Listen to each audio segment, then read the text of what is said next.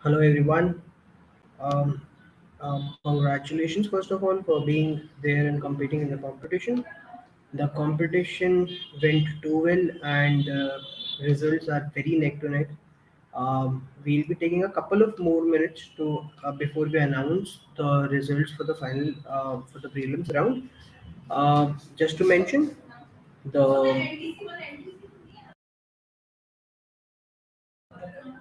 the results will be announced and the final participants will be allotted with a code. So all the participants who are going to the final rounds, please make sure that you have something that you can write your codes on, and we'll be disclosing the results like in next 3 minutes. So thank you for your patience, and we'll be right back. Thank you.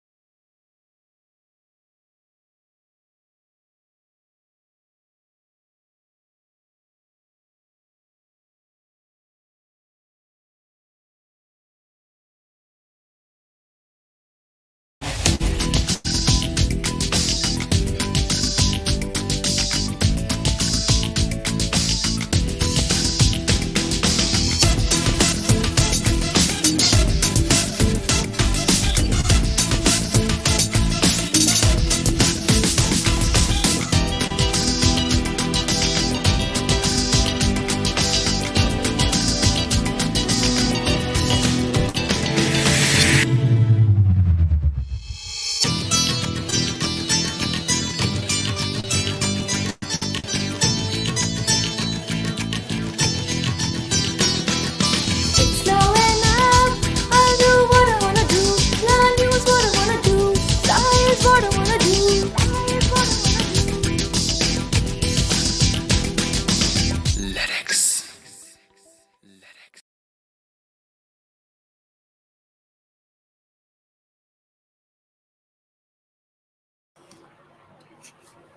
Self belief and hard work will always earn you success. Your positive action combined with positive thinking will result in success. Warm greetings to the distinguished dignitaries and dear participants. Without making you wait much, I'll start announcing the results. So, we have Chitra Gandhi, Anushika Gandhi, Jhalak Sethi, Khushi Nazalkar, Praduman K. Gaur, Pushpak Gowde, Shashwat Jain, Shriyanshu Gupta, Falak Tripathi, and Bhavya Chadha. Participants, kindly note that you have been provided with unique codes, and along with those codes, you'll be joining the next event. So the code for Chitra Gandhi is A1. Participants, kindly note Chitra Gandhi code is A1. Number 2, Anushika Gandhi code is N1. Jhalak Sethi code number A2. Khushi Nazalkar code N2. Praduman K. Gaur code number N3. Pushpak Gowde code A3. Shashwat Jain code N4. Shreyanshu Gupta code A4. Falak Tripathi code N5. And Bhavya Chadda code A5.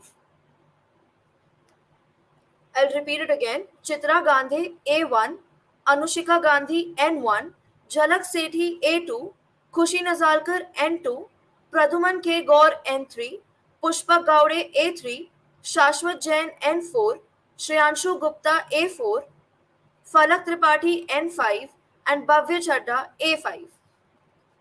Moving on to the team names, Chitra Gandhe and Falak Tripathi, which is A1 and N5. Team number 2 is Jhalak Sethi with Shashwat Jain, A2 N4.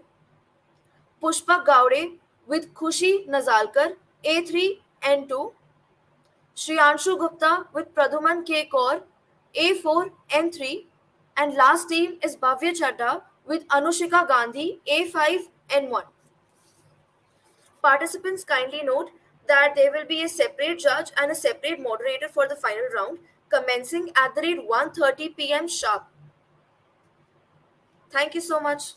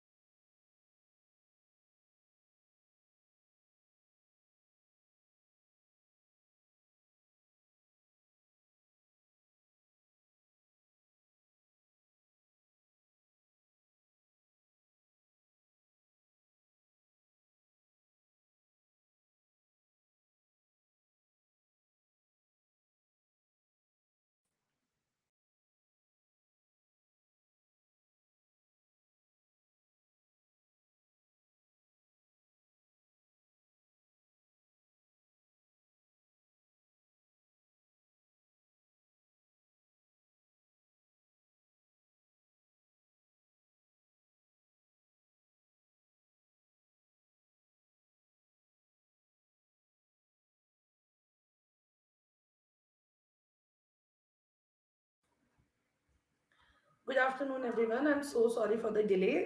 There has been some technical glitch. So, with the due permission of our honored guest, I would like to begin with the round. So, once again, good afternoon. It's a pleasure to welcome you all to the final round of LedX debate competition. My name is Rashmi Shukla, and I will be moderating this round. Firstly, congratulations to all the participants for the impressive performances that they have given in the preliminary round and have proceeded to the final rounds. It's amazing. And I wish you all the luck. Hope everyone gives their best in this round.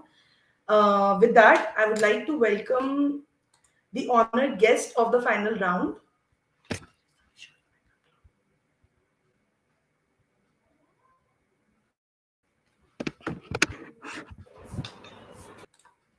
Sorry, there was some error. Okay.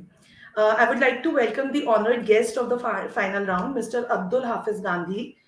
Is an assistant professor of law at Lucknow and he has a teaching experience of 7 years.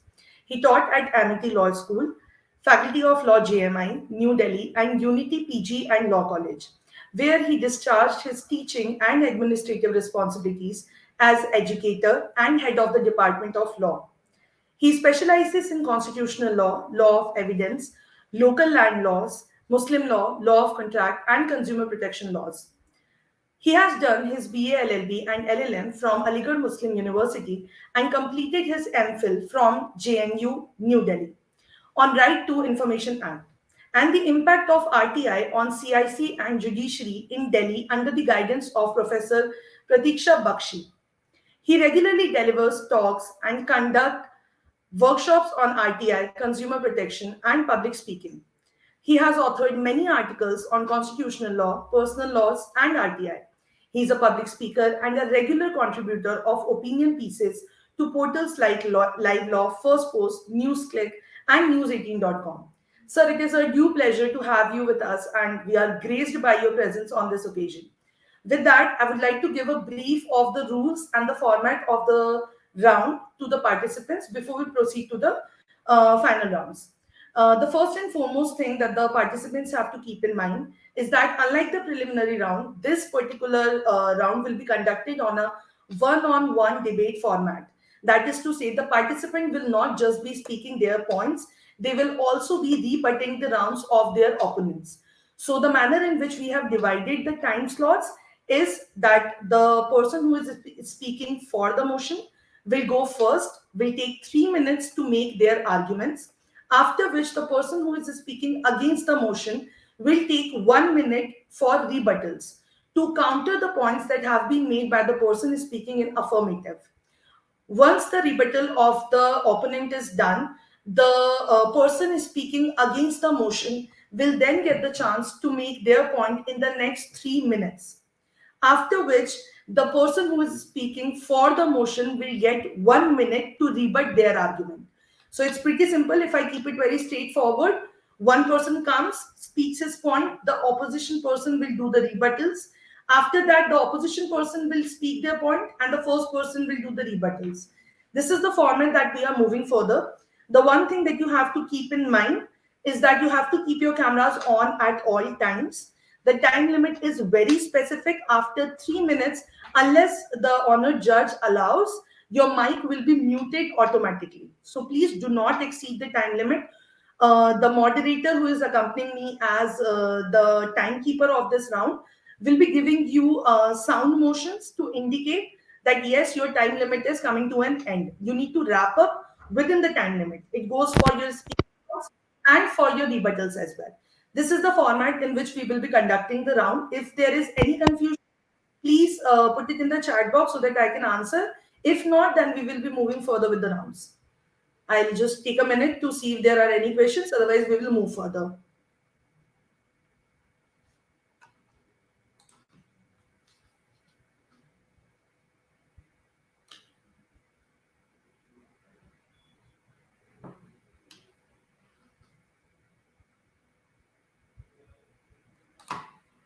All right. I don't think there are.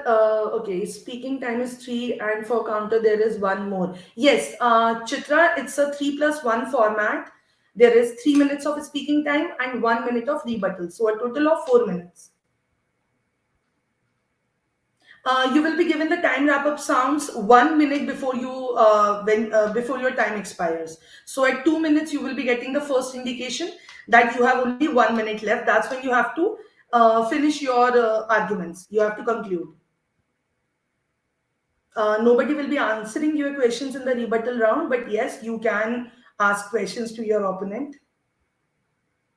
Yes, there will be a bell at 2 minutes. You will be communicated. I hope this is clear to everyone now. 2 minutes, 3 minutes time, 2 minutes, we will be giving a sound which will indicate that you are reaching the end of your time limit. And for rebuttals, 1 minute over, we will be letting you know that your rebuttal time is over. There will be no prior indication because it's just 1 minute. I hope that is all clear, and we'll proceed to the rounds now. Harshita, if you could kindly take over from here.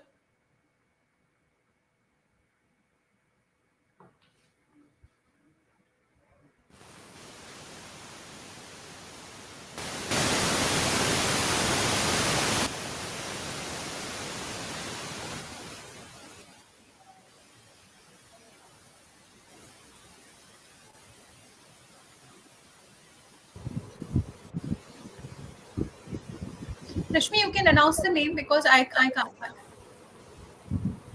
Sure, ma'am. Sure, I'll do that. All right, so I'll move further with the name announcements. The first team that we are going ahead with is LDC 1, comprising of Chitra Gandhi and Bhavya Chadha. Chitra is speaking for the motion, and Bhavya is speaking against the motion. So we will be starting with Chitra. I hope both the participants are here in the room, and we may proceed with the same. Chitra, we will be starting with you.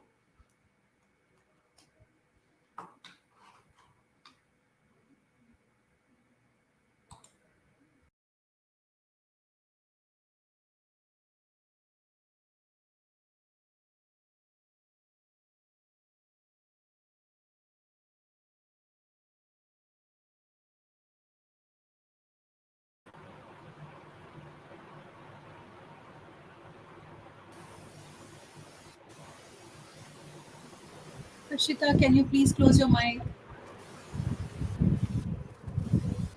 Rashmi, Chitra is raising the hand. It is a request of Chitra. Yes, ma'am. Chitra, you will be put in as the speaker. Just give it a second, please.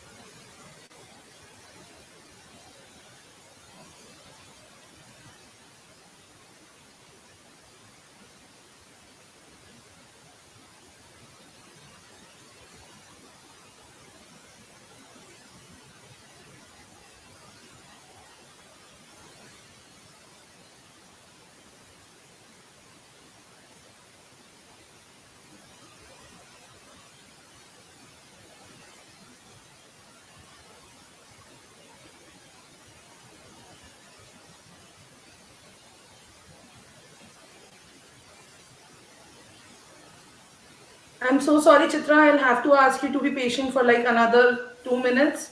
Technology is not exactly our best friend. So I'll just take 1 minute and we are just coordinating for you to be put on the speaker slot. You can gather your thoughts until then.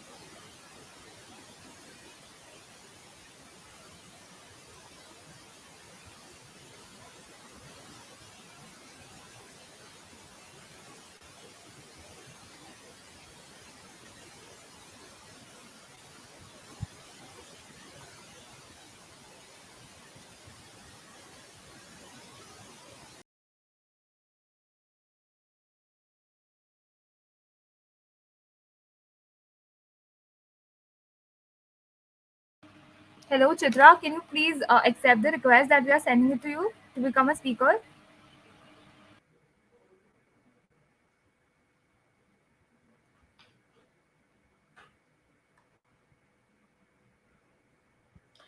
Chitra, there must be a pop-up on your screen. Okay, let us see. Let us see. I'm sending it to you right away again. We've just sent it to you again. Please check.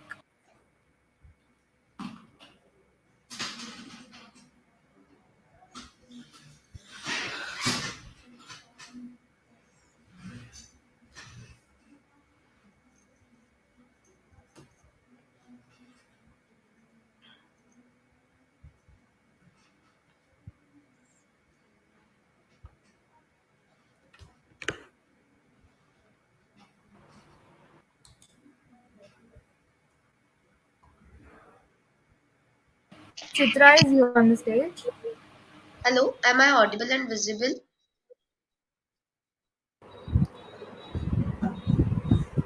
Am You're I audible audible and and you're visible? visible as well.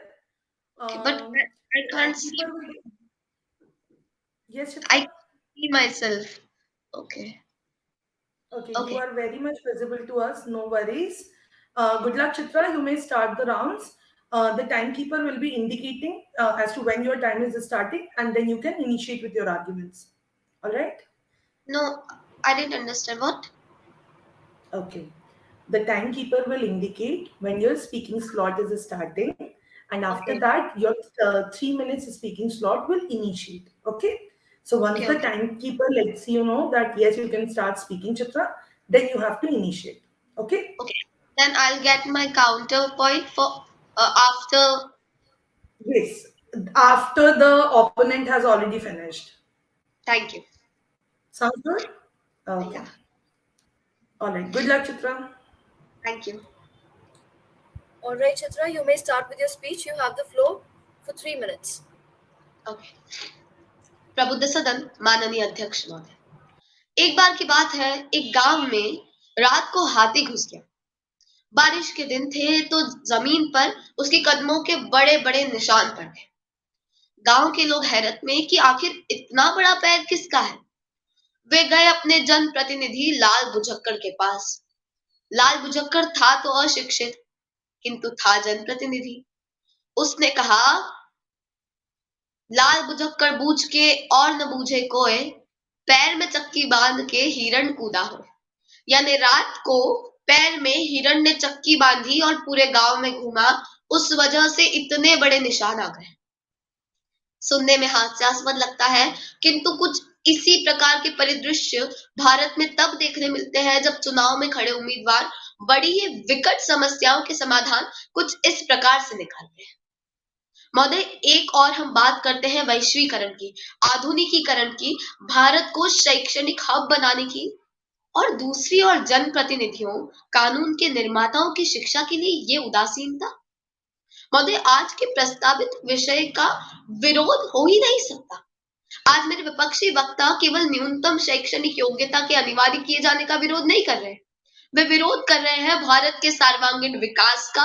वे विरोध कर रहे हैं एक सुव्यवस्थित विधायिका निर्माण की संकल्पना का। और वे विरोध कर रहे हैं, वे अपमान कर रहे हैं भारत भूमि का, जहां नालंदा जैसे दुनिया के सबसे बड़े ग्रंथालय थे, जिसके कारण भारत शिक्षा का केंद्र रह चुका है।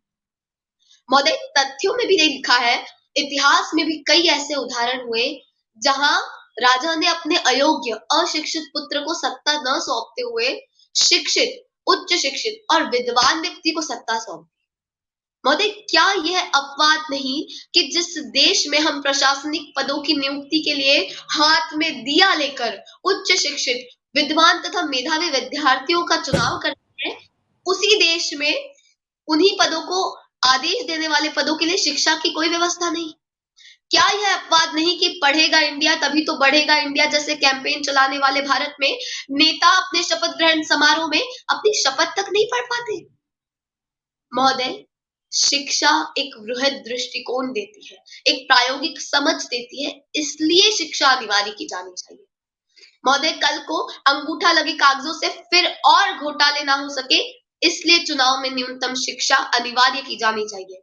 अंधेर नगरी चौपड़ राजा जैसी कहावतें वास्तविकता के धरातल पर फिर सत्य होती नजर ना आने लगी, इसलिए शैक्षणिक योग्यता अनिवार्य की जानी चाहिए। और कल या आने वाले कल में हमें फिर से हर जगह, हर गली मोहल्ले, हर विधायक क्षेत्र में लाल बुझक्कड़ देखने ना मिले, इसलिए न्यूनतम शैक्षणिक योग्यता अनिवार्य की जानी चाहिए। Your time's मेरे- up.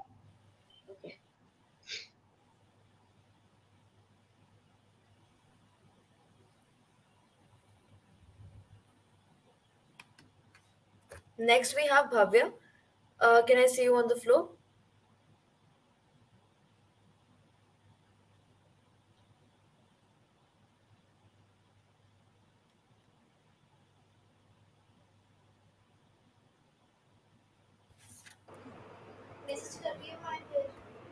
कहाँ कर रहे हैं? Bhavya, if you are there, can you please raise your hand?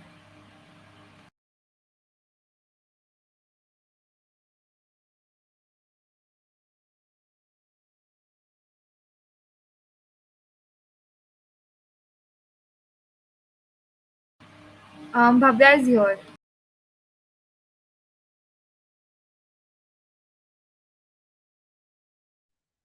Am I clearly audible and visible? Yes, Bhavya, you're audible and perfectly visible. So, your time starts now. Okay. The defense's argument is based on that uneducated people cannot make decisions or cannot think rationally, or that there is still a gender gap and India is trying to be a world power and whatnot. First of all, it's not a storytelling competition. You need facts. And let me give you facts. In current scenario, 75% of Lok Sabha members are graduates. They have qualifications, they have education, but still India's rank is 86th in corruption index, 121 in inequalities index. So don't you think your argument in itself is a contradiction that you say we need educated people, but we have 75% educated people and still our stance is right over there below every other country. So your debate in itself is a contradiction. It has no facts or basis of why we need education. So what you need to give is facts. And first and secondly, your debate is a contradiction because we already have educated people, and Time's all up. you are doing is all right.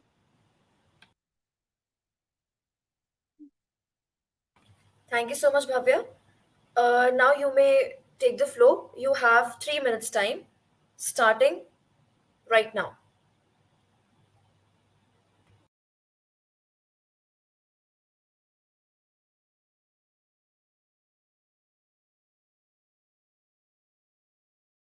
Do not have the controls. I just got the controls. Can you please restart my timer? Yes. You can give me a countdown like 3, 2, 1. Okay. So, three, two, one, Okay. start. 47% women in India are illiterate. 34% of Dalit women in India are illiterate. 40% of scheduled caste in India are illiterate, and 40% tribals are in India are illiterate. These are not just random facts I'm throwing around, but ground realities of the.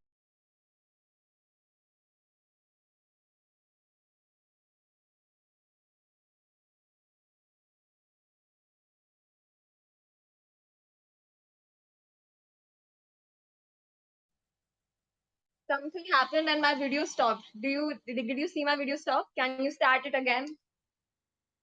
All right. So let's do one thing. You may start the whole speech again. All right. All right. You please give me a counter and it's stopping in the middle. Can you please look after it? Thank you so much. Yeah, yeah. We look after the technical Give me glitch. a counter, please. Apologies from my side. All right. So three, two, one, start. 47% women in India are illiterate. 34% Dalit women in India are illiterate. 40% scheduled caste and 40% tribals are illiterate in India. These are not just facts I'm throwing around, but these are ground realities of our India, and these are the people that need representation in our Lok Sabha and the Rajya Sabha. And this is exactly why we do not need to make education a mandate, and I'm going to compel you that we don't need. You know why? Because these people are better equipped to represent their nations. They know the ground realities of the world they come from. And a very good example of this is Radha Devi. When she speaks in her Rajya Sabha and in her Panchayat, she is not educated, but she knows realities and knows the discrimination that is being faced by people, and she is being a pragmatic leader, what we need. And further, when you say that people on bed, we need a barrier, so are you not also barring people's right to vote? People need representation to vote. But when they do not have representation, what they want in a leader, how will they vote and exercise their right to vote? So are you not in a very indirect way saying that people are not wise enough to choose what's best for them? Secondly, I believe the major problem is the image that is connected with the word uneducated. It's not the skill, knowledge, requirements, no, but the image that is connected with uneducation. Because you see, it literally just translates into someone who cannot think, someone who's not rational, someone who cannot be pragmatic. But what we need to understand is that all these skills do not come in a book. No book can teach you experience, no book can teach you pragmatism. And if this was the case, then you would say even voters should be qualified, then only qualified voters would be voting for our country or not every single person. So are you not discriminating between them? Because only the marginalized community and they are the major ones which are affected by illiteracy. Then you also raise a point that how will they do legislative work and how will they do work that requires education? My dear opponent, you need to understand that Panchayati Raj Act has a provision that after the person is elected, they would be taught basic skills. I repeat, basic practical skills and not somehow mitochondria is the powerhouse of the cell, which they'll never use in their entire lives. Thus, I would like to conclude by saying that what we need to work upon is the image that the word uneducated is associated with. Because what we need is practical skills, practical knowledge, which these people, which are very bottom of the societal hierarchy have, and they are the ones that need actual representation in the world. Because if that wasn't the case, none of us, I repeat, none of us would have actually been able to represent our views if we were not educated or qualified enough, because everyone is entitled to their opinion. Thus, I would like to end by saying that bookish knowledge may guide you on a road, but pragmatism and practicality is the road. Thank you very much, everyone. Keep smiling. Thank you. Thank you so much, Bhavya. Chitra, you have the floor for 1 minute.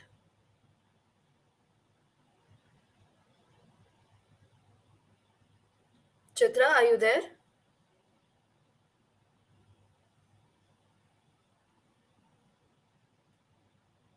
Am I audible and visible?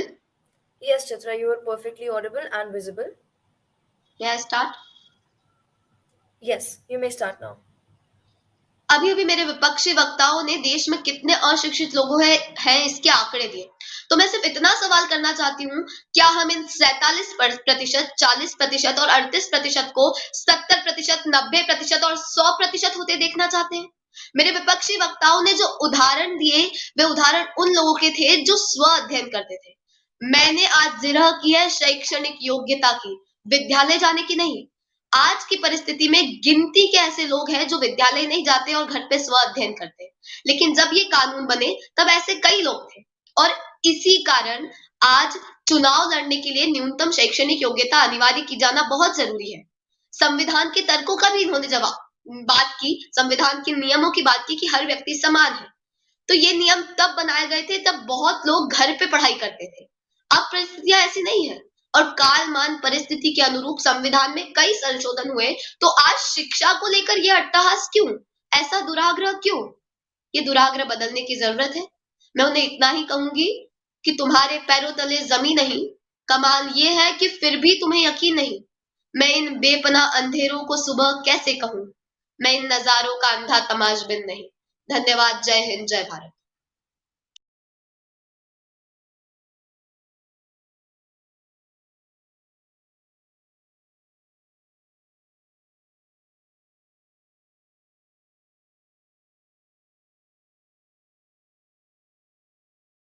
तो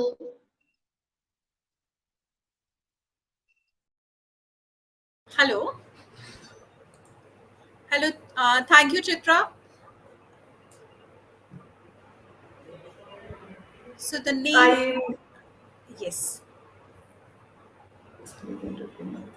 uh, we will take 2 minutes. There is some technical issue here, so we will take 2 minutes before we call the next team to the platform to speak.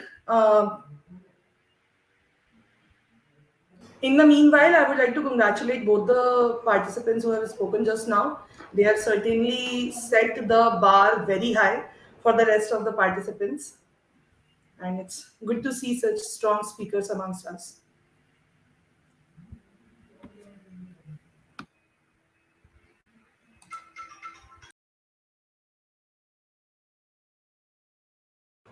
Can I request to Rashmi to Really articulate speeches. Well done, participants. Next, we have Jhalak.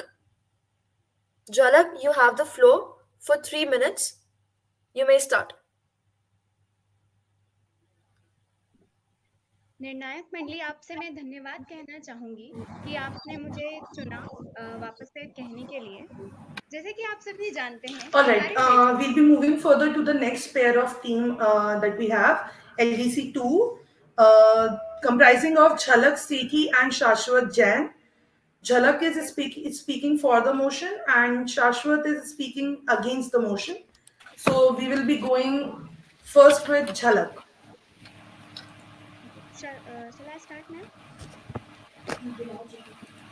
Hello.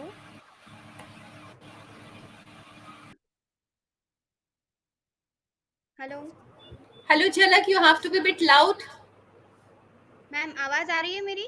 हाँ जी, आपकी आवाज आ रही है, थोड़ा सा पास आना है आपको जिससे आपकी आवाज पूरी आ जाए। Okay ma'am, thank you. ठीक है। शिक्षा की कोई अनिवार्यता नहीं है और ना ही शैक्षणिक योग्यता लागू की गई है। जिन्हें भी जन्मत हासिल होता है वे उस कुर्सी तक पहुंच जाते हैं। अशिक्षित प्रतिनिधि अपने अपने मंत्रालय या क्षेत्र के विकास को स्वविवेक से नहीं, नौकरशाह के भरोसे निर्धारित करते हैं। आप सब जानते हैं, अब तक राजनीति में शिक्षा की अनिवार्यता पर जोर नहीं दिया गया है। इसके चलते आपराधिक छवि वाले लोगों का राजनीति में प्रवेश आसानी से हो जाता है। अशिक्षित होने पर भी आपराधिक छवि के लोग जनप्रतिनिधि बन जाते हैं महोदय। आज जातिगण राजनीति का दायरा लगातार बढ़ रहा है। इसका कारण वे राजनेता ही है जो समाज और जाति के नाम पर वर्चस्व हासिल किए हुए हैं।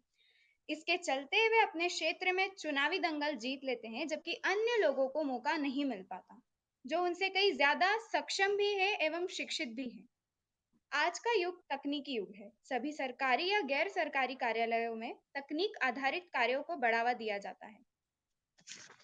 अब ऐसे में एक अशिक्षित नेता या अन्य कोई भी मंत्री अगर उसे ना समझ पाए तो आशय आप जानते हैं क्या होगा। हमारे देश में शिक्षा एक ऐसी चरम सीमा पर पहुंच गई है जिससे हम आगे बढ़ने के लिए उसका सहयोग ले सकते हैं, लेकिन एक अशिक्षित व्यक्ति हमेशा पीछे रह जाता है, जैसे कि आप जानते होंगे। हमारे यहाँ पर शिक्षा का मूल्य अभी तक भी कोई नहीं समझ पाया है, तो नेता बनने के लिए तो उसका मूल्य समझना अति आवश्यक है। कोई भी राजनीति में कहीं पर भी अगर एक इंसान खड़ा होकर अगर कोई भाषण भी देता है, अगर वह अशिक्षित है, तो उसे किसी और से लिखवा कर वह बोलना पड़ता है। क्यों? क्योंकि उसे बोलना ही नहीं आता। हमारे वहां पर आज भी, मैं जहाँ पे रहती हूँ, मैं एक छोटे से गांव की निवासी हूँ, जहाँ पर दो ऐसे सदस्य हैं जो अध्यक्ष व उपाध्यक्ष की जगह पर विराजमान है। जो वह औरत है, लेकिन उन्हें ना ही वे कभी शिक्षित हुए हैं, ना ही वे कभी विद्यालय के का चेहरा उन्होंने देखा है। उन्हें अपना हस्ताक्षर भी करते नहीं आता Time's कि up. वो हमारे।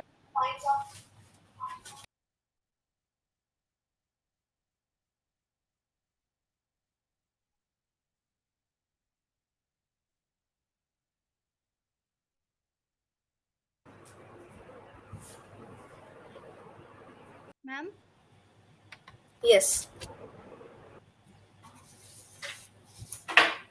Next we have Shaswat. You have 1 minute.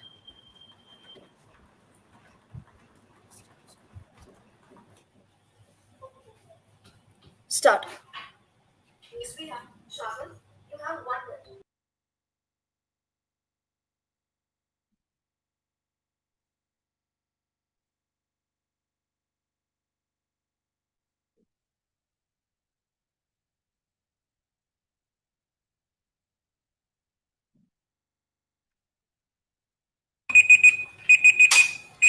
Shaswat, are you there?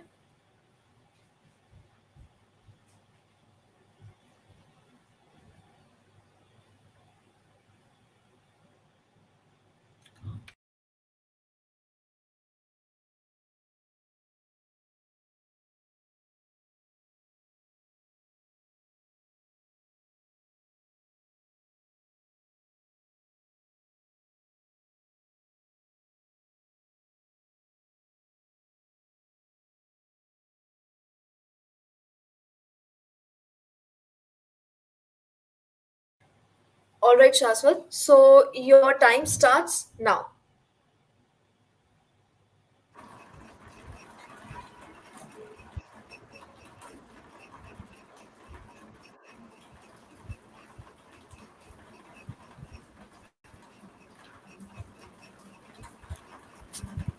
Ma'am, sorry, due to some technical issue, I wasn't able to connect. I was just being locked out of the meeting. Not an issue. Hello. Yes. You may start. Hello. Am I audible? Yes, Shashwat, you're perfectly audible and visible. Kindly start. You have 1 minute. Okay, so my learned friend has easily eliminated the facts that the in the country in which we are living do not have the people who belongs to the rural areas, and they do not and basically the anecdotal evidence that we have in the present scenario says that people who belongs to those communities and those areas, and even if they don't have any formal education, are doing much more good in their career, because to decide what is good and what is bad for my country do not require any education qualifications. And while quoting the examples of of different politicians of the country, I would be saying that they are we have seen Rahul Gandhi. We have seen him to be we have seen witnessed the proceedings of parliament. Even being most educated of the Gandhi family, he wasn't able to present his opinion in front of opposition. That clearly states that qualification does not suffice. And in the liberal democracy, if we'll be making any norm which are going to affect the tenets of democracy, then Time's up, it must Shashwat. be implemented. All right. Okay. So now you may go on with your speech. You have 3 minutes. After 2 minutes, I will make a sound. So you need to figure it out. All right. You may start. Ma'am, can you please give me a count of three? All right. So three, two, one, start. To be a successful person in life, what you need to have is education, neither qualification nor degrees. This has been said by Munshi Premchand. He never really got his formal education, but known by the world to be the emperor of novels. Good afternoon, everyone. I'll be speaking against emotion. Now, before dwelling in the topic, let us understand the meaning of education. Is education only confined to getting the degrees and going to colleges? I object that, because education is about getting enlightenment, learning new things. We have seen innumerable of people who didn't receive their formal education but are much more good in their and much more knowledgeable, informed, and aware. I would be quoting that politician education is one of the biggest issue of the country. All this came into limelight when two BJP-led government of Punjab and Haryana came the proposition of education qualification pertaining to electoral matters. Now, by sufficing those norms, there are about 68 to 70% of people who will be deprived of their right for contested in the elections. Now, this is something that is urged to be a matter of presence. Hello. Now, this has been seen by the various example that the Smriti Iran, there were several allegations raised against her while she was holding the office of education minister. But when the former president of United States of America visited India and documents has been shown to him about the growth of India's educational sector, he just replied in a line that it feels like a pilot is driving the train. When the ministry of Dr. Manmohan Singh presented the bill of nuclear weapon deal in front of parliament, everyone opposed it, but there was only one person, Mulayam Singh Yadav, who was in the favor of bill, because to know what is good and right, bad for my country, I do not require any educational qualification. Abraham Lincoln, he never received his educational qualification, but this is because of his ideology of democracy. I'm standing here in front of you all and speaking about my points. Would be submitting my arguments by asking you all a single question: do we actually need have that developed educational structure so that we can implement the policies, plans, and ideologies like this? Because if not, then this is mere discrimination to millions of people. And this has been proudly said by Dr. APJ Abdul Kalam that to blame people for not being formally educated is unwise, because this is state's failure for discharging its duties in the matters of constitutional obligations effectively and inefficiently. And there is no empirical evidence which shows that people who receive formal education are better public representative or administrator. Either anecdotal evidences shows just the opposite. Thank you, everyone.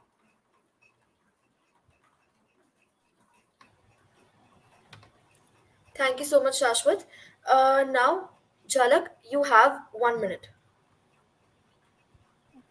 So three, मुझे ऐसा two, लगता है one, start. मुझे ऐसा लगता है कि हमारे प्रतिपक्षी साथी शायद केवल पुराने लोगों के बारे में ही बात कर रहे थे। ऐसा नहीं है, हम इस आज के युग में जी रहे हैं, जिस युग में हमें केवल शिक्षा ही नहीं, हर चीज में अच्छा होना जरूरी है। अच्छा बोल सकते हैं, अच्छा कर सकते हैं, लेकिन अच्छा होना भी उतना ही जरूरी है। पुराने लोग, पुरानी बातें आज नहीं चलेगी। आज तकनीकी युग है, तकनीकी युग में तकनीक का के बारे में बात की जाती है। जो लोग अनाराम एबीसीडी नहीं जानते, क्या वे हमारे देश को आगे बढ़ा सकते हैं? ये सवाल मैं आपसे पूछना चाहूंगी। हम आज इतना पढ़ रहे हैं, लिख रहे हैं, क्यों? आज आप इतनी अंग्रेजी बोल रहे थे, आप पढ़े लिखे हैं तभी आप बोल पा रहे थे, नहीं तो आप नहीं बोल पाते। हमारे देश में शिक्षा एक ऐसी चीज है जिससे हम आगे बढ़ सकते हैं। ऐसा नहीं है कि शिक्षा के बिना हम आगे नहीं बढ़ सकते, लेकिन शिक्षा हमारे लिए उससे कहीं ज्यादा महत्व रखती है। आईएएस अफसर बनने के Time's लिए up. शिक्षा क्यों?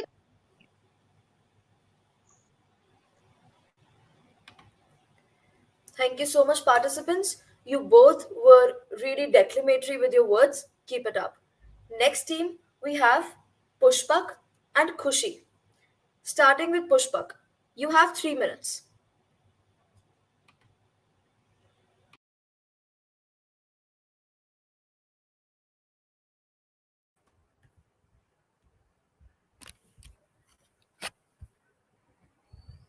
Hello. Hello, am I audible, madam? Yes, you're perfectly audible. So should I begin, ma'am? Yes, start.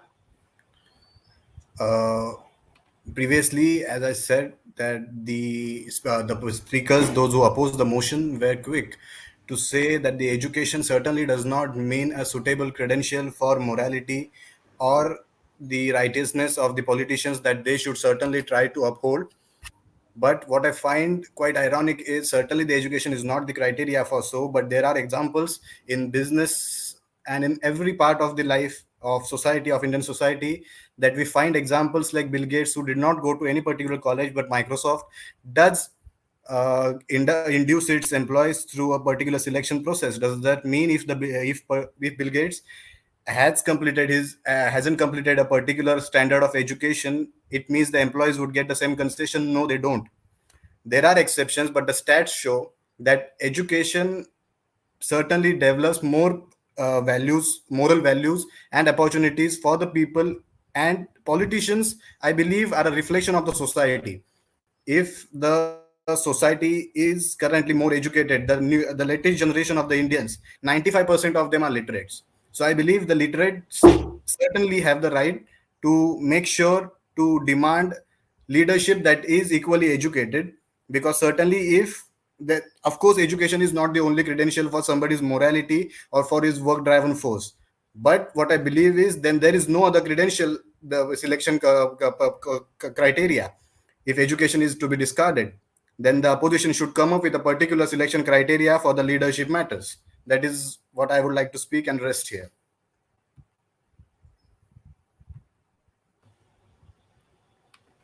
Thank you so much, Pushpak. Next, we have Khushi. You have 1 minute. Starting right now. So, don't you? So, as my learned opposition said some points, so I would just like to affirm here that don't you think that when an uneducated person is merely contesting an election, it is in the hands of the voters that they are going to vote and they are going to select who will actually represent them. They are just contesting elections, which does not specifically mean that they are going to win the elections. And when we are saying that education should be a mandate and things like that, don't you think it is a little philosophical and not that practical when it comes to implementation? Because 75%, even if 75% of India is literate, the rest 25% is still illiterate. And in India is a country of 138 crore people. So even if we consider 25% of them, it is 35 crore. So I don't think it is practically possible to actually mandate and restrict them from contesting elections. That's all.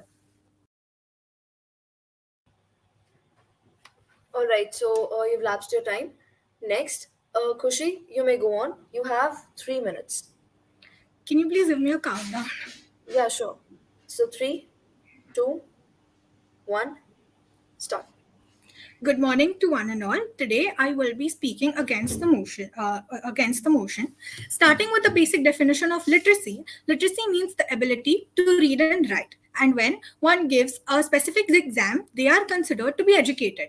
But here the question arises that does passing of mere exams make a person educated? Well, the answer is no. Taking a strong stand and quoting Dr. Babasaheb Ambedkar, I'd say that those who insist on making education a condition precedent to enfranchisement, in my opinion, make two mistakes. The first consists of briefing that an illiterate person is necessarily an unintelligent person, and the second mistake lies in the supposing that literacy imports a higher level of intelligence or knowledge that what the illiterate possesses. A specific set of skills are required when it comes to becoming a people's representative, which does not necessarily include education. Understanding what people need and having the ability to analyze, realize, convince, and implement new ideas and projects make the basis of a politician's skills. Our constitution is designed in a way that declares India to be a democratic republic and ensures liberty to all citizens. When our constitution was being framed, some of the members of the assembly wanted to restrict the franchise because they feared giving the country in the hands of vast number of illiterate Indians. Fortunately, they were overruled and a great leap of faith was taken to transform India into a fully blooded democracy. This means that at the end of the day, we must respect the autonomy and decision making capacity of the voter. If you erect entry barriers to contest elections, you are effectively curtailing the right to vote and preemptively selecting the pool of people from whom the voters can decide. It is effectively restriction on voting, just that it's done indirectly. India has a population of 138 crore, and even if 74% of India's population is educated, we cannot neglect the 26%, which is 35 crore people. It is more. It is five times the population of United Kingdom, and throughout India, and in education in India is not easily accessible throughout the country. So until that has been achieved, the government has no moral right to levy such criteria. When it comes to electing representatives at higher posts also, the competition automatically rises and the voters are capable of understanding it.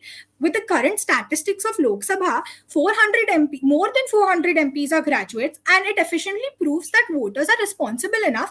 And when and even if the mandate and even without a mandate, we can assure smooth functioning. Concluding by simply establishing the point that no citizen of India should be treated differently considering the Article 14 of the Indian Constitution, and even if a minimum education qualification is a mandate, it will counter the fundamental logic of democracy, and it will be significantly discriminating.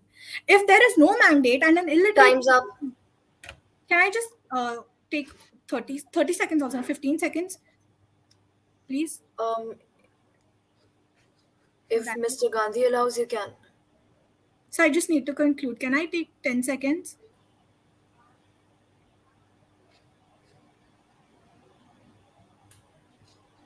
Sir?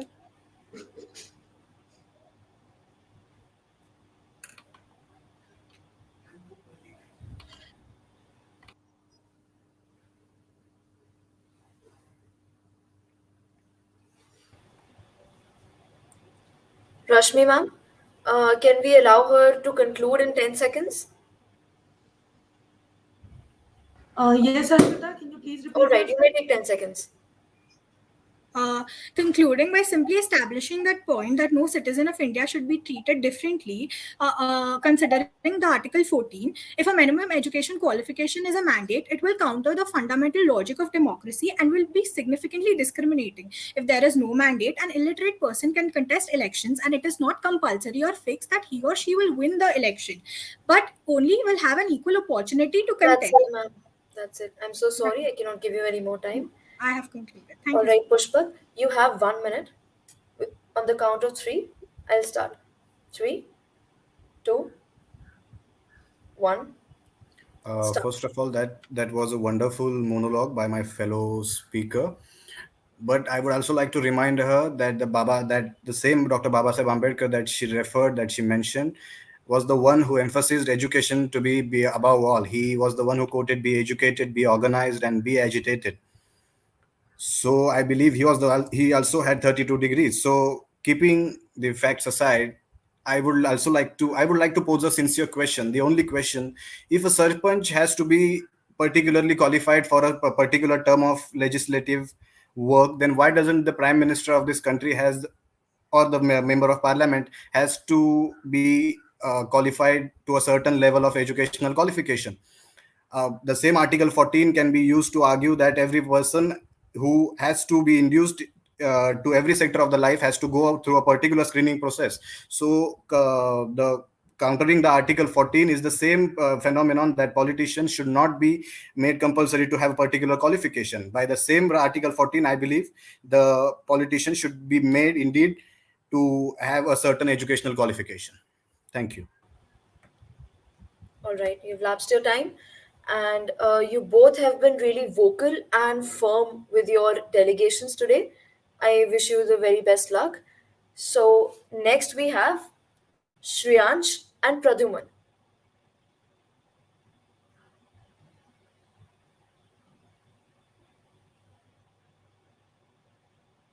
Do we have Shriyansh and Pradyuman on the stage?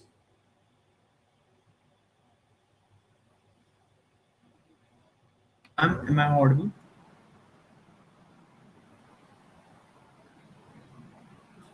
Hello, ma'am. Am I audible? Yes, sir.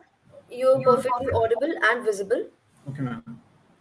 Ma'am, can you All just give right, me so a on a second, please? count, yes, on a count of three, we'll start. So, three, two, one, start. Namaskar to one and all present here. My name is Shriyansh Gupta and I will be speaking in favor of the motion. Well, India boasts itself to be the largest democracy in the world, and the form of democracy we practice is parliamentarian democracy. For an illiterate person to be a good parliamentarian, and in parliament, for an illiterate person to be a good parliamentarian, he has to more or less learn how to read and write. Because in parliamentarian democracy, it is really important how to write your request to other parliamentarians and convey what you are feeling. Secondly, I would like to point out that there has been number of scams where illiterate serpents where fingerprints of illiterate serpents has been used for buying things they didn't even allow, for allocating funds they didn't even know existed. So due to this, illiterate sarpanches and MPs and MLAs are basically at the mercy of bureaucrats. Bureaucrats bureaucrats are no saints. They are just humans just like us. When they are under an incompetent boss, they will take every opportunity to outshine them and pursue their own selfish interest, which leads to corruption, red tapeism, and whatnot. Education helps us to understand what all these files in front of us are, and all these files in front of us are, and to grasp basically what they are saying. I would like to repeat some of my points from the preliminary debate. Constitution basically hinting in Article 101 that sitting MP should resign by writing a resignation letter by his own handwriting, and an illiterate MP cannot pursue that. And Supreme Court upholding Haryana's Panchayati Raj Amendment Act, which basically said that minimum education qualification, is a reasonable restriction on constitutional right to contest in polls. Thirdly, I would like to point out about the socio-economic restrictions established on election contestants to various states like UP, Gujarat, Haryana. All they have established restrictions like having a toilet in your house or not having more than two kids. If we can have such restrictions, then why are we not having education restrictions, which are so much more important? Lastly, my opponents presented that educated people are not connected to the ground realities. I personally feel this is false, because I have seen a trend of kids growing up and getting education, and then being connected to ground realities, getting education, going out, studying, coming back to their villages and developing. Like Bharti Sharma, Sarpanch of Barkhedi, Abdullah Bhopal. I know her personally, and she has followed this very same trend.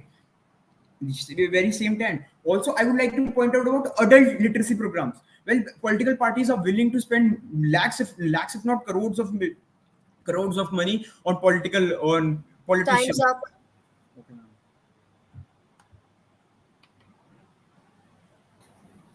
Thank you so much, Shreyansh. Next, we have Pradyum.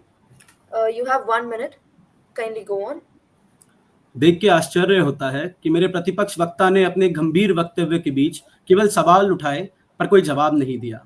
उन्होंने हमारे लोकतंत्र पर तरह तरह के सवाल उठाए कि कैसे कोई नौकरशाह अपने अनपढ़ मंत्री का फायदा उठा सकता है। मेरे काबिल दोस्त ने बात करी कि कैसे अनपढ़ लोग सियासत को गंदा करते हैं। उन्होंने ये बात नहीं करी कि अगर कोई अल्पसंख्यक समुदाय से आता है जहां पर शिक्षा का नामो निशान नहीं, उनका क्या होगा। क्या मेरे प्रतिपक्ष वक्ता किसी अल्पसंख्यक समुदाय से न होकर उनकी आवाज, उनकी जरूरतों की आवाज उनसे बेहतर उठा सकते हैं, या फिर क्या इनको ये लगता है कि हमारे अल्पसंख्यक समाज हमारे ऊपर बोझ बन चुके हैं हमारे लोकतंत्र पर। इन्होंने बात करी कि कैसे हमने रोक लगा रखी है कि पैसे कितने खर्च करने और क्या, पर वो सब भ्रष्टाचार रोकने के लिए है, उसका इस विषय से कोई संबंध नहीं है। मैं कहना चाहूंगा कि मेरे प्रतिपक्ष वक्ता का वक्तव्य बड़ा गंभीर था, पर उन्होंने कोई भी ऐसा मुद्दा नहीं उठाया जिससे लग सके कि शैक्षणिक योग्यता की जरूरत है। धन्यवाद। You have lapsed your time. Pradyuman, you have the floor for 3 minutes. I'll start on the count of three. So 3, 2, 1, start. मैं लद्दाखी चंगपास के समुदाय से आता हूँ। नहीं, मैं अंडमान के झारावास समुदाय से आता हूँ। इन दोनों समुदायों में एक ही समानता है कि अपना आजीवन जंगल में बिताते हैं और उस जंगल में साक्षरता से कहीं दूर 2 वक्त की रोटी जुटाना भी मुश्किल है। तो क्या ये सदन मेरे लोगों के लिए मेरे से बेहतर मेरे लोगों की जरूरतों की आवाज उठा सकता है, या मेरे प्रतिपक्ष वक्ता मेरे लोगों की जरूरतों की आवाज मेरे से बेहतर केवल इसीलिए उठा सकते हैं कि वो साक्षर हैं और मैं नहीं। अध्यक्ष महोदय, मैं विषय के विपक्ष में बोलते हुए इस सदन की सहमति पर प्रश्न चिन्ह खड़ा करता हूं। मान्यवर, ऐसे कानून जो नेताओं पर शैक्षणिक योग्यताओं की बेड़ियां लगाते हैं, वह कानून संविधान के अनुच्छेद 14, 15(1) व 19(1) अ का उल्लंघन करते हैं तथा हमारे संविधान के मूल में विराजे गणतंत्र और लोकतंत्र की संरचनात्मक नींव पर प्रतिहार करते हैं।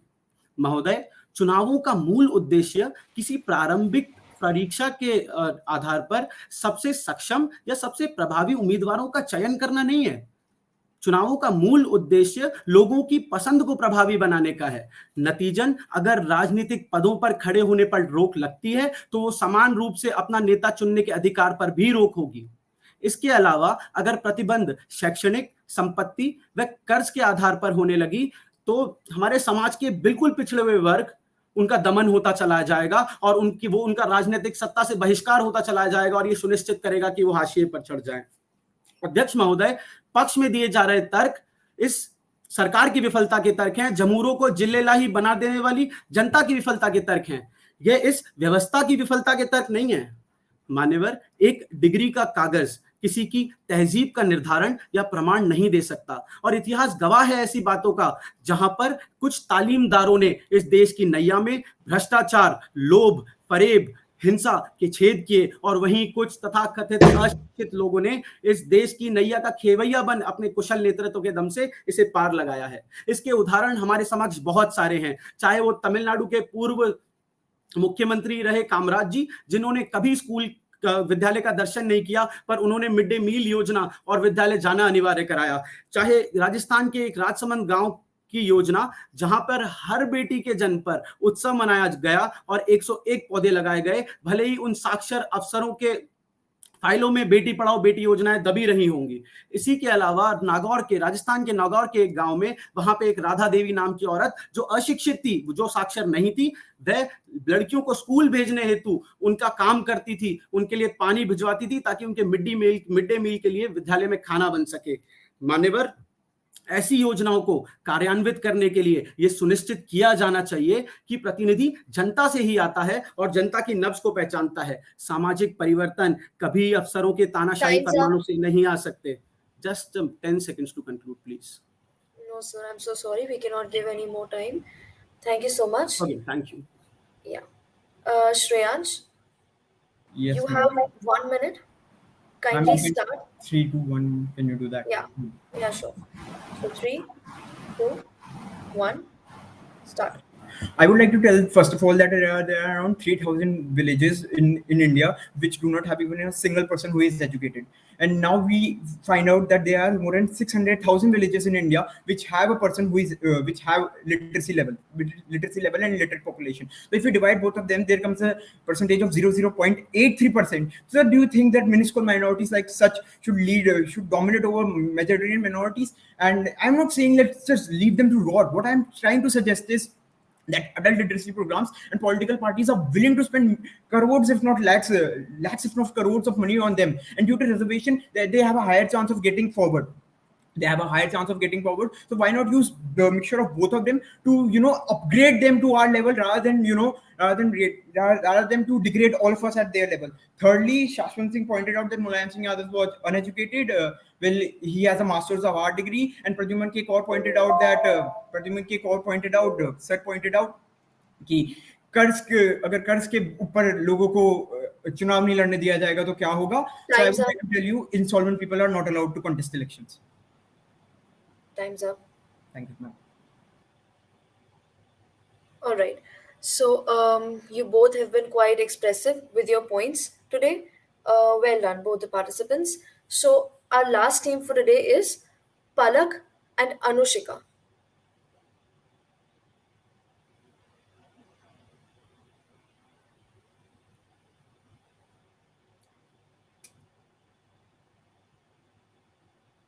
Are Palak and Anushika on stage?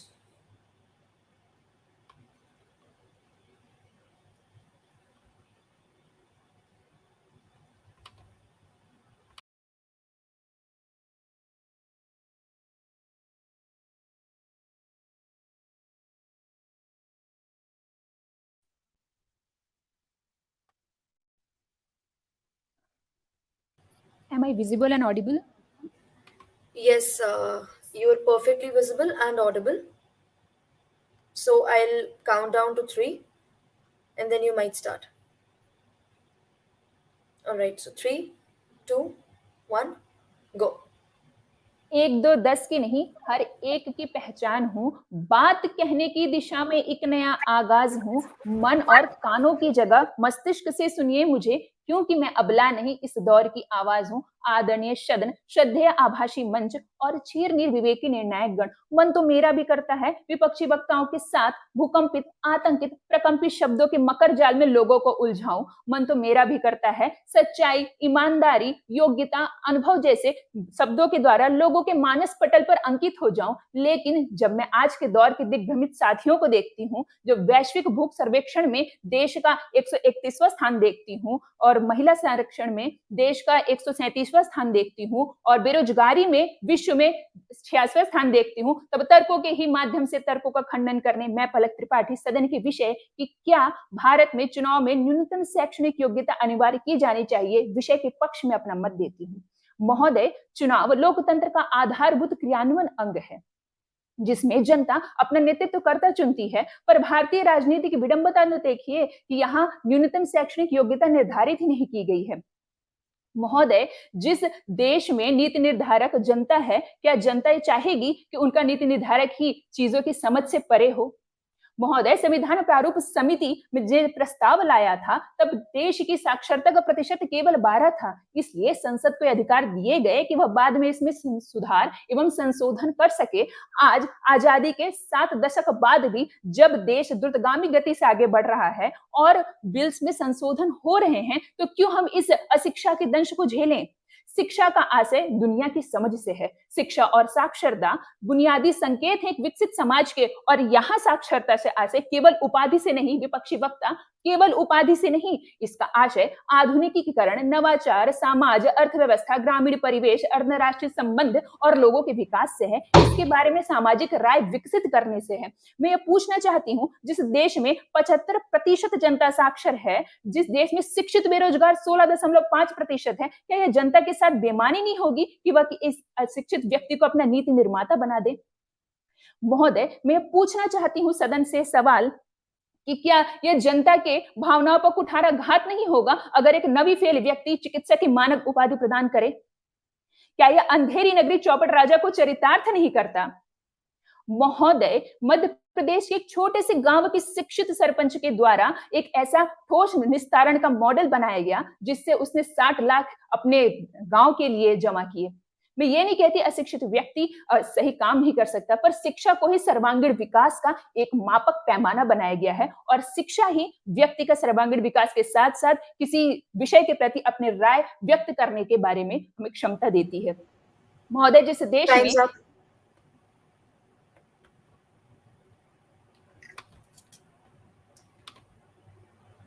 All right, Anushika, your time starts now.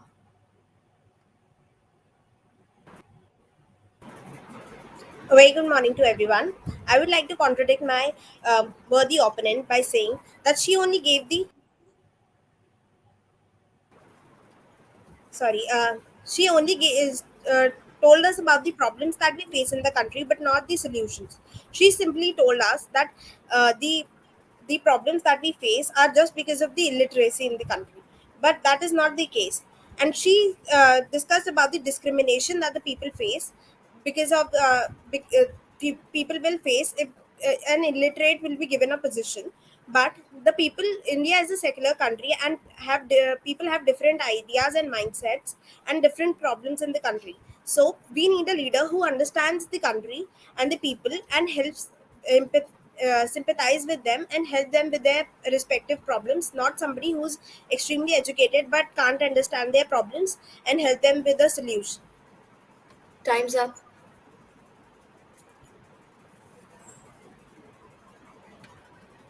All right, so Anushika, now you may go on and present your further delegations. I'll count to three. 3, 2, 1, start. A very good morning to one and all present here, respected jury members, my worthy opponents, and fellow members in the room.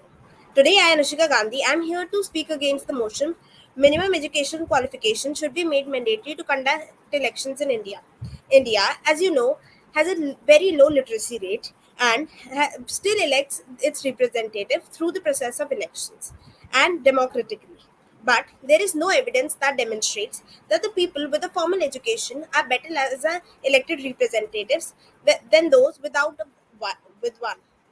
And I would like to now my worthy opponent would like to contradict by saying that the people who are educated understands the condition of the country and come up with a solution. But there are some examples of the leaders who have a degree from Cambridge, Oxford, Harvard, but their governance achievement amount to nothing. On the other hand, there are leaders in India with minimum education qualification, but they are flamboyant leaders. Also, there is a case of Miss Rani Devi, who was a panchayat leader, a women panchayat leader, who raised her experience from deviation and lack of opportunities, but she still ensured that this doesn't happen to anybody else. This is a very good reason for why this law is wrong. Also, formal education has no necessary connection with the qualities required for a good, competent political leader, uh, and the qualities that that a leader should have is how he participates in the motions of the people, how he understands the masses, and also uh, elections are conducted in India so that people can get a competent and understanding leader, not the one with a baccalaureate's degree. So, in a nutshell, audacity in action, flamboyance in speech, and smartness in decision should be the parameters for education and not the education qualification. And as there is no baccalaureate's degree that inculcates smartness. Thank you.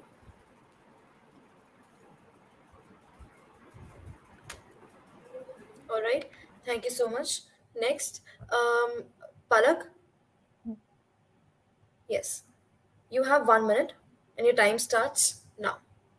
मेरे प्रतिद्वंदी वक्ता वर्णमाला की ईंटों से कितने ही महल बना लें, उतने जितनी ही योग्यताएं बताई हैं, क्या उसे मापने का कोई मापक इकाई है?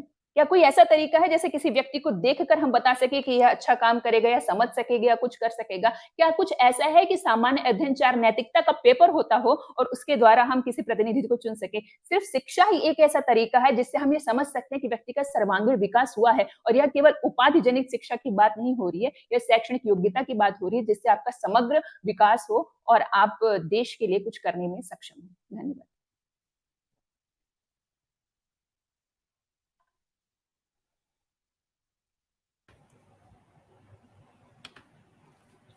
Thank you so much. Both the participants have given quite eloquent speeches. I wish you all the very best.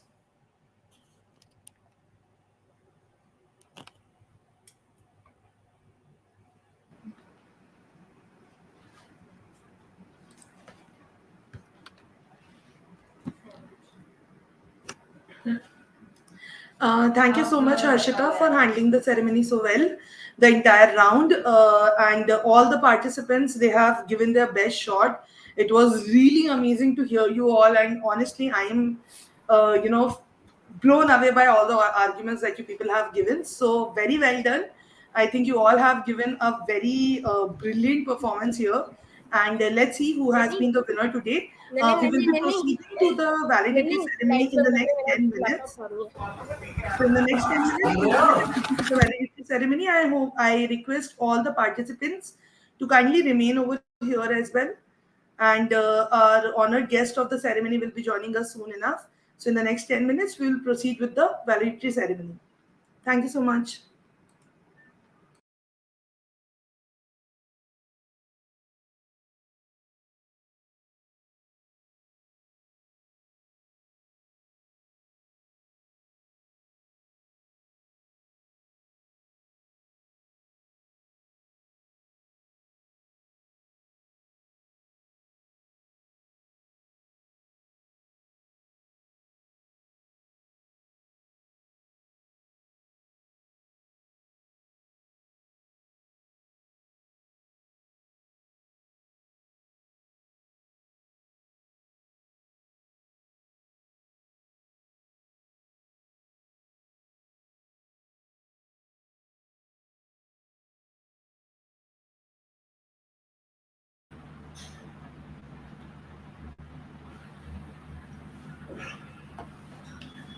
Quoting Dr. B.R. Ambedkar. Siddharth, am I audible? I just want to confirm. Yes. Quoting Dr. B.R. Ambedkar. Men are mortal, so are ideas. An idea needs to propagate as much as a plant needs watering, otherwise, both will wither and die. I welcome you all to this elite gathering today on the occasion of first national debate competition organized by LedX Legal Education Private Limited. Remembering Goddess Saraswati. या कुंदेन्दु तुषार हार भल्ला या शुभ्र वत्सल वृता या वीणा वरदंड मंडिता करा या श्वेत padmasana. I remember Goddess Saraswati, who is the goddess of knowledge, wisdom, and music, before beginning the auspicious occasion of Validity Ceremony.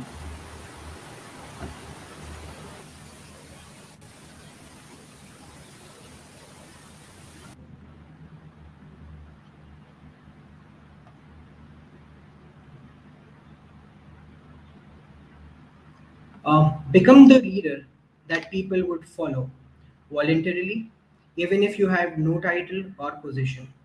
I take pleasure in inviting one such person, Dr. Gitanjali Chandra, Chief Learning Officer, LedX Education by Expert, to address the gathering and provide an even brief and introduction. Over to you, Gitanjali ma'am. Thank you, Rahul. Welcome, Afroz Alam sir.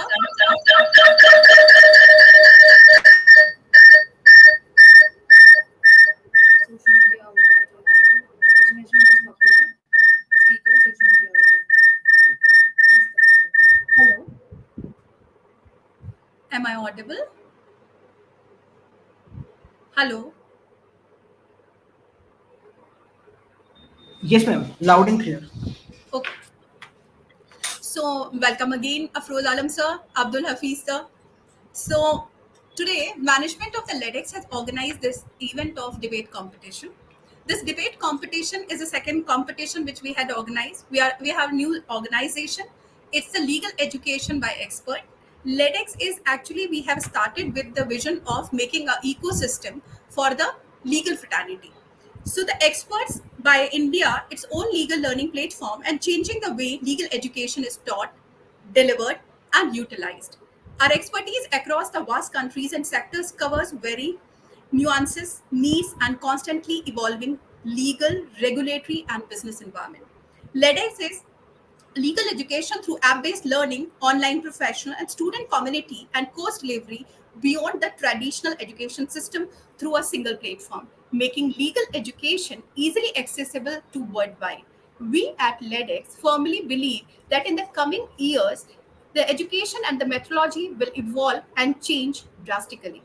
Being a member of the community that is responsible to give the future India a new shape, we at LEDX believe that we are working on the futuristic pathway and doing our best to build the future perfectly. I thank all reserve judges who are the part of the competition, Professor Afroz Alam, Mr. Hafiz Gandhi, and sparing time for us and bringing their share to our competition. Other than that, I just want to brief about the competition, that how many teams have participated in the competition. Other than that, I want to brief about the what company is doing.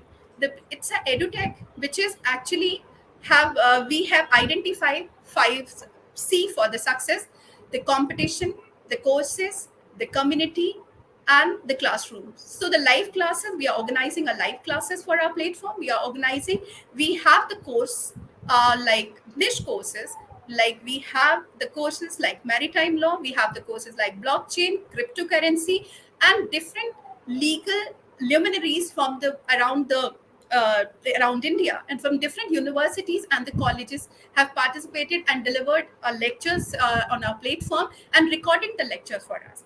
And this is for the skill development. We have identify this C for the competition, so that throughout the year we are going to organize different competition.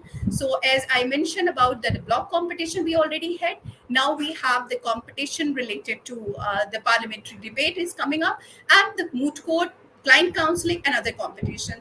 I just want to welcome Mr. Akshay Kanti Bam is also there, and I think sir, he's the brain behind this the whole project. And as sir is like now visible on the screen, so I just want to request sir, you want to add on something on the LedX when we were talking about the LedX? No, it's fine, ma'am. You're going perfectly fine. Thank you. Okay. Uh, so uh, about the competition, I just want to coming up and coming up for the competition. More than 60 teams have participated in the competition. We have the round from the morning, and from the morning there are different round for the motion and against the motion, and there are five different judges who have judges the rest of the event. They are from the legal fraternity, they are from the law firms, and now we have the two legal luminaries. One is the name Afroz Alam sir for the political science background. So the topic which we have selected is based on that. We try to have that kind of legal community over here, that okay, we will give the chance to the student. Normally what happen is, when we start this competition, we thought that student always, not every student will get the chance to participate on behalf of college.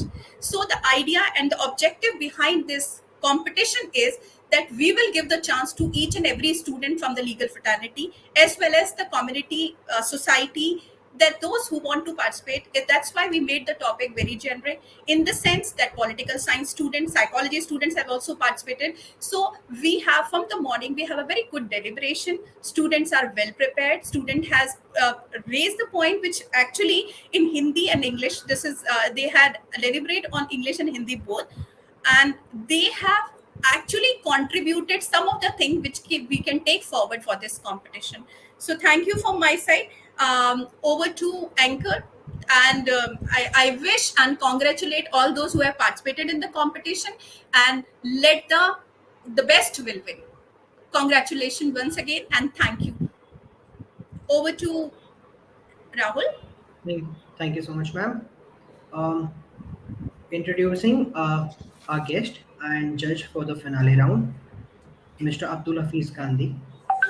Mr. Gandhi is an associate professor of law at Lucknow University, and he has a teaching experience of more than 7 years. He has taught at MIT Law School, Faculty of Law, Jamia Millia Islamia, New Delhi, and Unity Law Colleges, where he discharged his teaching and administrative responsibilities as an educator and head of Department of Law. He specializes in constitutional law, law of evidence, local land laws, Muslim law, law of contract, and consumer protection laws. He has done his BA, LLB, and LLM from AMU and completed his MPhil from JNU, New Delhi, on the Right to Information Act and the impact of RTI and on CIC and judiciary in Delhi. Under,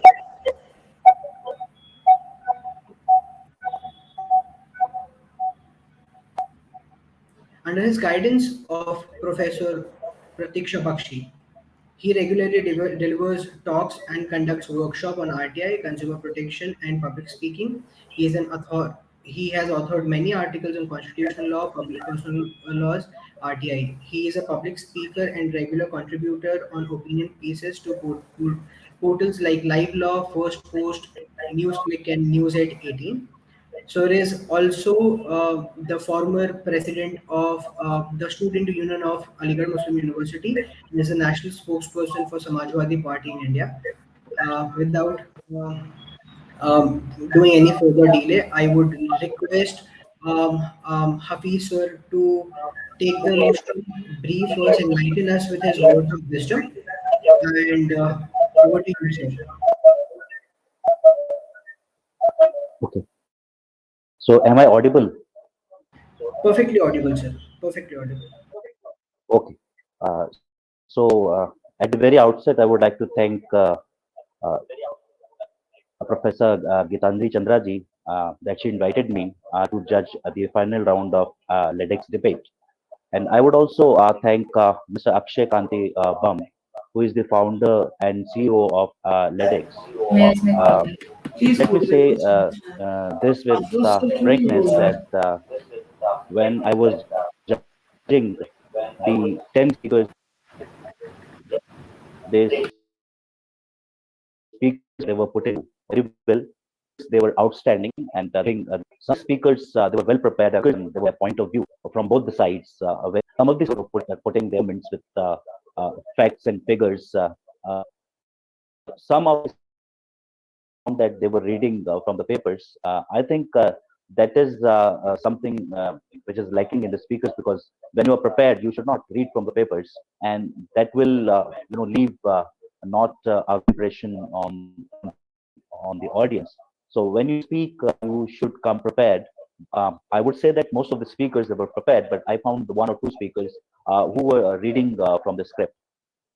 Now, as far the topic is concerned, this topic is very debatable, and I would congratulate you that you decided to put this topic for debate, because you will find the arguments from both the sides.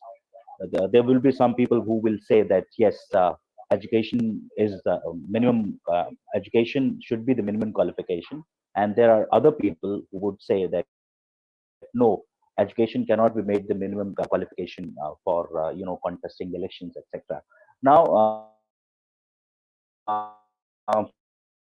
it is not for the first time that we see this, because if you see some foreign countries, they also make making laws where qualifications.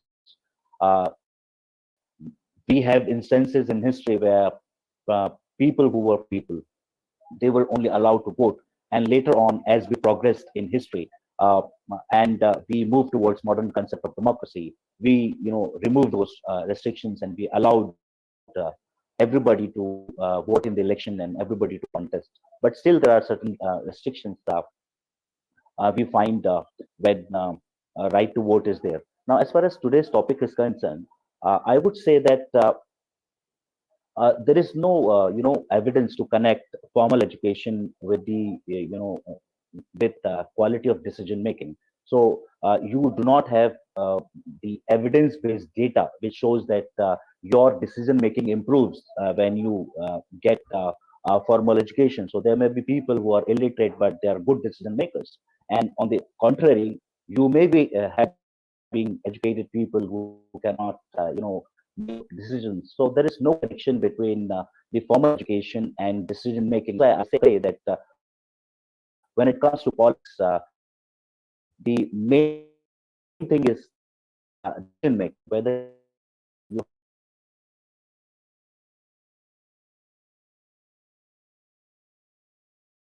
a voter to decide who is best suited for the country, best suited for them. So if they want to elect a person, so if the voter who is intelligent, I think we in allow the voters think that in a democratic concept, in a democratic setup, we must ask to have their representatives and they know their interest. And I say that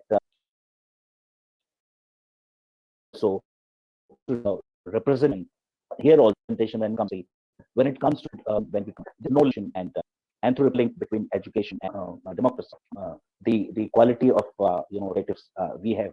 Now there is one thing that people most of the time say, that there is a difference between right to vote and right to contest election or to stand for election. So everybody can vote, but you should have minimum qualifications for the people who stand for election. But I was reading somewhere that there is a relation between the two, the right to vote and the right to stand for election or to contest election. Because when you prescribe certain minimum qualification, for example, minimum educational qualification, then you are effectively doing what you are, putting forward in front of a people, a particular pool of people from that pool, those people are required to select their representatives. So in a way, you are curtailing the right to vote. So it is very good to say that there is a difference between right to vote and right to contest election, but they are directly related to each other. You cannot restrict the right to contest election and you say that no, everybody is free to vote. But when you prescribe restrictions, then in a way you are curtailing the right to vote also. Now, if you take these things and you look through the prism of law or through the prism of constitutional provisions, then you will also find that if certain qualifications or certain restrictions are made which prescribe minimum qualification for contesting election, then in a way you are also uh, uh, discriminating people on the basis of gender and caste, because when I say that you are discriminating on the basis of gender and caste, then there are certain people who have been deprived since centuries, and they have no access or opportunity to education, and they are vulnerable section of the society. It is not their fault. It is the fault of the system that they cannot get formal education, because there are vulnerable society. They have been discriminated since decades, and that is why I'm saying that it is not their fault. And so somewhere down the line, when we prescribed minimum education qualification, you are putting a bar, or you are putting barriers to those people who come from the marginalized communities. I was reading an article which put up a data which says that when Haryana enacted such law, then 68% Dalit women, they were barred from contesting election, and 50% of the women, overall women, they were barred from contesting election, because as I say that when you prescribe these restrictions, then they discriminate, and they discriminate marginalized sections. So uh, I've already said that it's not the people's fault to get formal education. It is somewhere down the line the society's fault, and therefore I say that deprivation is a function of social discrimination. Deprivation is not one's personal fault. Deprivation is a function of social discrimination, and we have social discrimination in our society. Now, people may say that there are other restrictions also. For example, age restriction is there,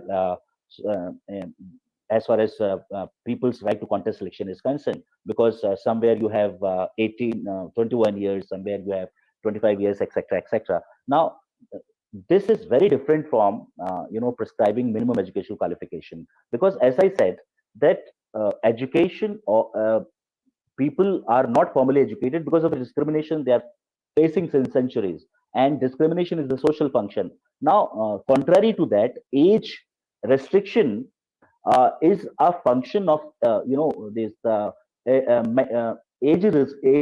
age is related to mental maturity, and mental maturity is a function of age. So you can have age restrictions because age restriction is a function of this age is somewhere related to mental maturity, and mental maturity is a function of age. So you can have age as a restriction, but as far as educational qualification is concerned, I think that would be not a good idea. Though our Supreme Court is treating this problem in a different way, but as far as my personal opinion is concerned, education should not be made the minimum qualification. I am not doing injustice to those people who uh, argued in today's debate that yes, there must be educational qualification. Now, if you have provided education to most of the people, then naturally good people will come up. But making a law and providing a restriction for minimum educational qualification, etc., you are depriving some of the people. Even if one person is deprived, then that is not constitutionally permitted, because Supreme Court in this section 377 judgment has said that even if there is a minuscule minority, you cannot deprive that minority from their fundamental right. तो आप उनके right से उनको deprive नहीं कर सकते हैं. तो ये डिबेट बहुत इंटरेस्टिंग थी आज की, and I found very good debaters here. So they were given 3 minutes to 4 minutes to speak, which was not sufficient time for them to express their ideas. उसके बावजूद भी लोगों ने बहुत अच्छा प्रेजेंट किया, और मैं मुबारकबाद देता हूँ लेडेक्स को कि उन्होंने इस तरह की डिबेट ऑर्गेनाइज की, और फ्यूचर में भी आप इस तरह की डिबेट ऑर्गेनाइज करेंगे जिससे लोगों को मौका मिलेगा. एक और बात मैं लास्ट में कह के जाना चाहता हूँ कि there is no difference between when public speaking and when you speak one to one. So one to one speaking as well as public speaking requires same set of skills which everybody should acquire. And I would suggest the debaters that there is only one rule for becoming a good debater is that, and that rule is preparation, and the second rule is preparation, and the third rule is preparation. So there is no shortcut, and you have to do a lot of hard work. You have to collect read more and more articles, collect factual data, and arrange your arguments in a systematic way, and that is the only way to becoming a good debater. And I would again repeat, what are three rules for becoming a good debater?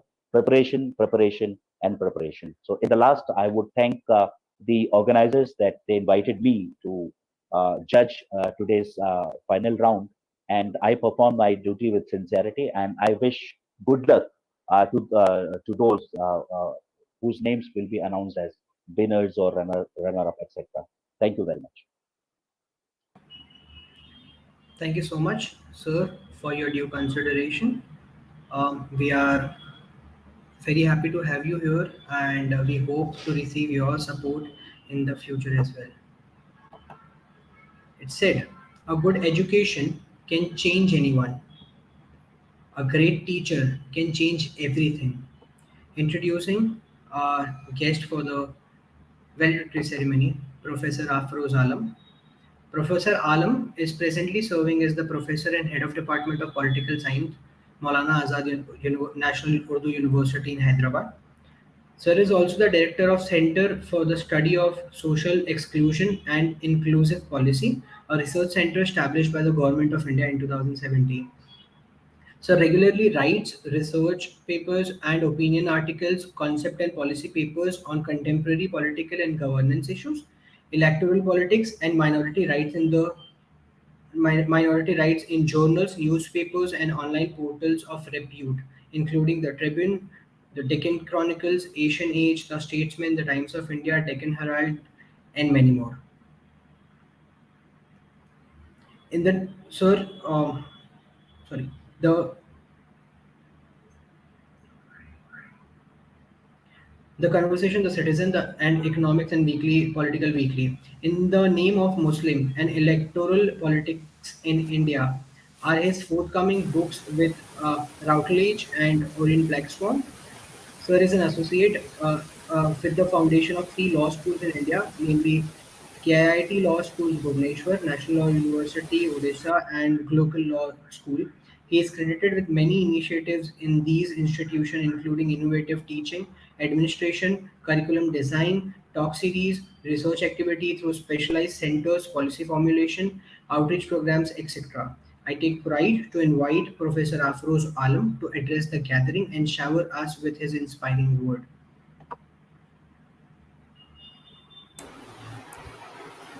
Thank you, Rahul. Am I audible? Yes, sir, you're perfectly audible. All right.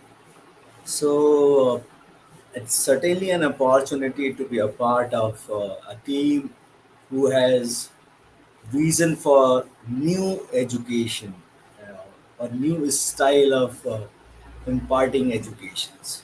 So you have linked the education and technology together. I'm providing a solution.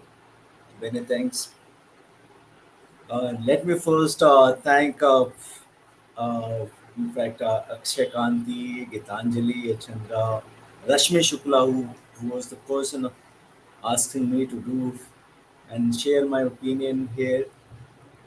And certainly, I will say that being a part of a team who has certain vision and who can dare to dream is really something things which can help me as well to sharpen my ways of looking at things. So thank you everyone and for this team. The I saw the format of the debate and topic which is quite challenging, and I am the one who keep on writing on this subject to Times of India, to Indian Express, to Statesman, and I recall one of my piece that published in December 17, 2015, when Haryana government came up with this measure that why can't we have a minimum qualification to contest the panchayat election and subsequently Rajasthan.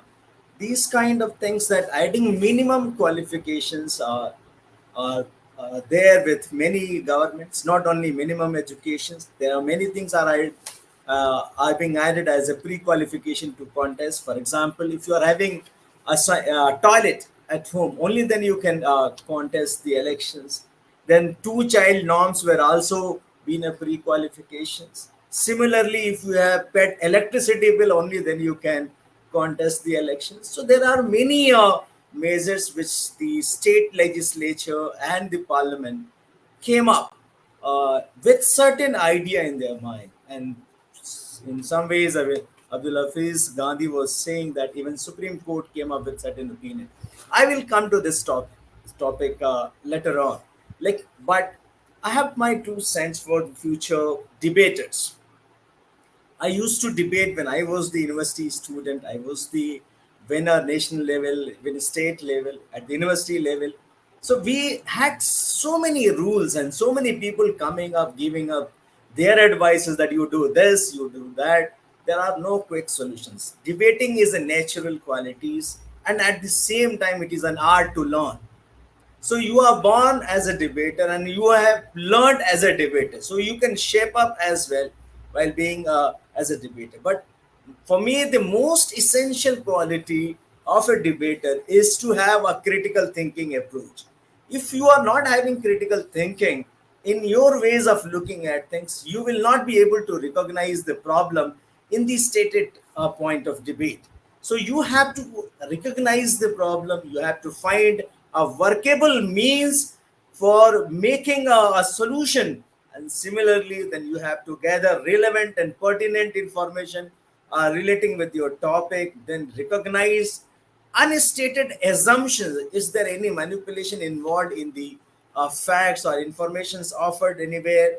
You have to have or comprehend or use a kind of language with accuracy and clarity. If you are not able to use your language with accuracy and clarity, then you are missing something. You will not be able to get an edge over the others. Similarly, you must have a data and you must be able to interpret the data. So what the my last speaker suggested, that the only ways of winning a debate competition is a preparation. And what is that preparation? Is all about one has to learn.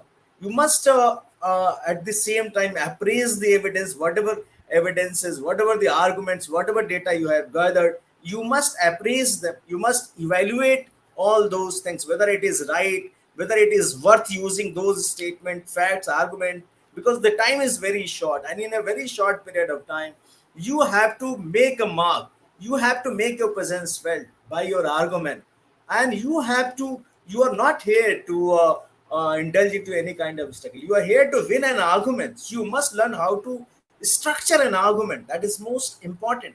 And at the same time, you must be able to recognize the existence of logical a relationship between different propositions. If you are not offering a propositions having a logical relationship, then you will be losing the game. Similarly, you must draw a warranted conclusions and generalizations, because if you are offering anything with simple generalization without being backed with certain ground of reasoning or the evidence, then you will be losing the whole game.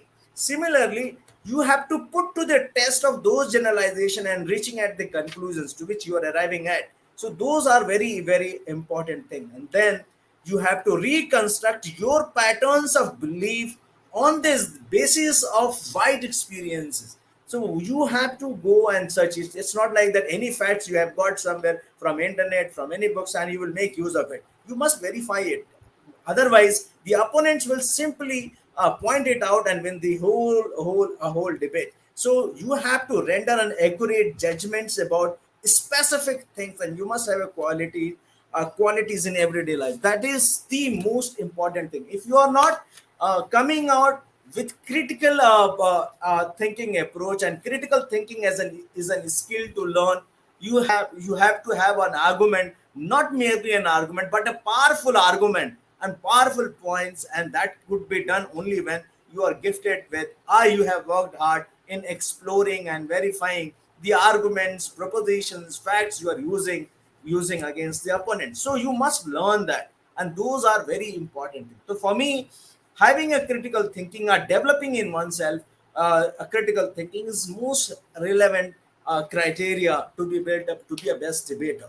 Always work on your body language, because I was getting an award by UN and other bodies, where that I had written an essay, and that year, in fact, I remember 2007, I and Professor Fazan Mustafa got awarded together, and the reason was that we argued, and the juries were of the opinion that whatever we were arguing with clarity. And there was one judge who came out with an opinion that, Mr. Fruz, one thing you must remember in your life. And what is that? So I said, sir, please do and say. He said that whatever you are doing in your life, somebody is observing you, and you are being observed in totality. So you will not go in vain. Somebody will make an opinion about you, what you are doing, how are you doing things. So you are being observed in totality, in 360 degree. So always, and based on that observation, that person will form an opinion about you, and that opinion is going to work against you or in favor of you. So be always conscious, be always careful, be always active, and while making a decisions, while arguing something, while doing anything. So that was the point, that whatever you do, somebody is observing you, keep in mind. So if you are being observed, you are being observed with in totality. So you always be careful whatever ways you are. Even if you are putting an argument before your opponent, you always think of that the other person may have some better argument. So always think of your argument from perspective of others. The moment you will point it out, how others will react. So do it, and I'm happy that lots of teams have joined. 60 teams I learned that have joined, and 6 judges. It's a quite Herculean task. I'm sure the uh, the candidates may have done very well in their selections. Fine. This is what I wanted to say to the debaters. My opinion, which I personally say, that whether a minimum qualification is to be added for contesting local election or MLA or MP. For me, that it is very at the moment it's a colonial hangover. There was a period of time during colonial period of times when such elite qualifications were being added, that who can vote in the elections and who can contest the elections. And that whole idea began with Monte Merlo reforms. That's the India's Council Act 1909, then Government of India Act 1919, that is called Montague-Chelmsford reforms, that had added certain qualifications. Similarly, during that period of time, that South Borough Committee was being constituted, and that came out with a report in 1919 saying that only educated people can make right decisions. So that was quite biased approach, and the similar things came up with another committee that is called Lothian Committee in 1932. And but against those propositions, elite qualification means you must have certain property, you must have certain education, you must have certain land, you may have paid taxes, only then you will get voting rights, only then you can contest the election. No, for that, and for that design we have fought for a very longer period of time, and then the Constituent Assembly finally agreed to the idea of universal adult franchise. Despite the widespread literacy at that point of time, almost 70% population were illiterate, and then at that point of time, when illiteracy was 70% close to, we have come out with an idea of universal adult franchise. Well, it was quite a radical idea at that point of time. So when we are having now the 70% literacy, we are thinking of making education.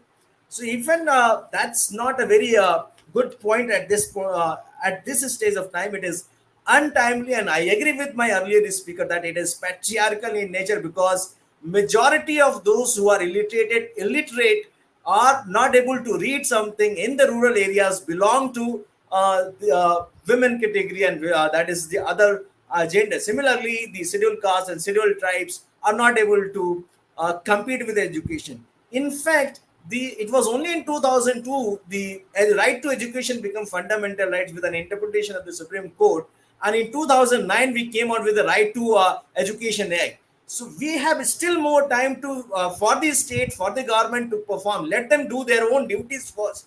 Let them provide and achieve the level of universal literacy and 100% literacy. Once you have attained the 100% literacy, only then you can make a measures. So if there is no 100% literacy, it is a failure of the state government or the central government.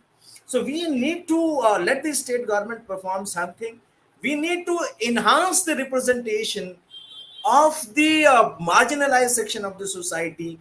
We cannot disenfranchise a greater lot and then we say that we are promoting education, we are promoting efficiency. We cannot say that. Let the efficiency, let the education, and let the experience all should go together. Nothing shall be ignored. Let there be a choice available before the electorate. Let the electorates reject the illiterates. Why to make a law to reject them? So why? So illiterates, if illiterates cannot be a good legislator or good pradhan or the Zilla Parishad members, let the electorates decide. Why to deprive of them of choices? 326 article of our Indian Constitution is saying that fine, right to vote is there. No doubt, there is a provision in our law in Article 243F, which says that the state legislature can add certain qualification for the eligibility, but it does not mean that it come out with an arbitrary policies without performing its role of providing universal and education. And when we are lacking educational facilities, we are lacking educational infrastructures, when with the deep poverty and corona type pandemic is happening, people are not having resources. We need to motivate them. We should not be depriving them. And the another aspect which I'm really literally worried about, that universal right to vote and universal adult franchise is also implied that universal right to contest the elections. So you may have given me the right to elect, I should also be having similar right to be elected. So right to elect and elected, and Supreme Court on many occasions came out with positive opinions that it's a business of the electorate. And why in a democracy where people are the master of the country, master of the decision making, where we are coming about with certain laws which may disenfranchise not 1 to 1,000 lakhs, it will disenfranchise crores of people to contest the election. And the worst scenario, what will happen, that it may provide education mafia. Though the people will still be able to contest the elections, but There will be a mafia who will be having, still there are education mafias who are coming out with such kind of mechanism to provide you degrees and certificates and everything. It will again provide you the same things. So we need to promote literacy, but not through making a compulsory regulations, for which we have fought for 100 years to attain our own educations. So the right to elect or to re-elect on the basis of antecedent past performances of the candidate is better option. If at all somebody is interested in making minimum education a qualification, let political parties give a ticket to those candidates who are educated. It is still a matter of study or concern whether such kind of things we are success or not. So we should not be suspending experience over education. Many a times, both one proves better than the others. We should not be coming out with some guess teachers. So certain measures are needed to select. We need to promote the idea of universal literacy. We need to have an efficient administration, agreed, but for that law is not needed. Law is needed when the state has performed its tasks of providing adequate schools in every villages. If the state has provided all the infrastructure resources to educate people, making education accessible to all, only then such kind of measures be adopted. So I am, as personally think that the topic is quite relevant. It's a matter of debate. I may be losing certain grounds, but it must be thought seriously before making a law. So saying that we can promote literacy using using the literate legislatures, fine, it's a good idea, but let the political parties also perform the task. Thank you. Thank you for this. This is what I wanted to share on this occasion. And I'm happy that many young minds are here who has a ways of doing things. I wish you all the best and good luck in your initiatives, and all the debaters who may not have won, but they have done their best. So there are always a new way in life. Explore that. And thank you, Gitanjali, Akshay Kanti, Rahul, and Rashmi for inviting me for this program. Thank you, everyone. Thank you so much, sir. We all are mesmerized and awestruck by the speech, the knowledge, the enlightenment that you have shared. And anyone who wants to follow sir for more knowledge, you can find him on YouTube. He's very prominent and very viewed on YouTube as well. Taking forth. Um, Brian Tracy once said, and I quote, "It does not matter where you are coming from. What matters is where are you going." Inviting one such individual who is the visionary and the force behind LedX, the organization, I request Mr. Akshay Kanti Bam, founder and CEO, to please address the gathering and announce the prizes for the first national debate competition 2021. Over to you, sir.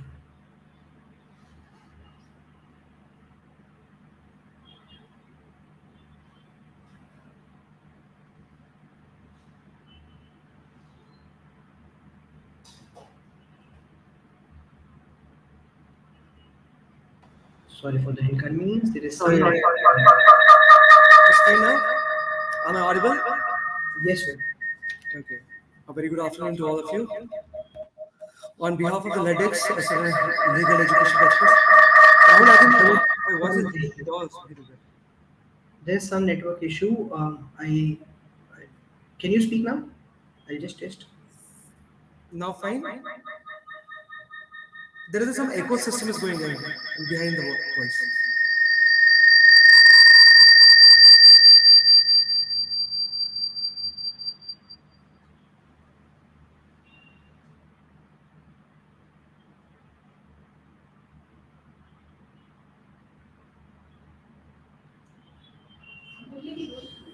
Can you please speak, someone? You're mute. Shall I start again? Again, it's the same problem.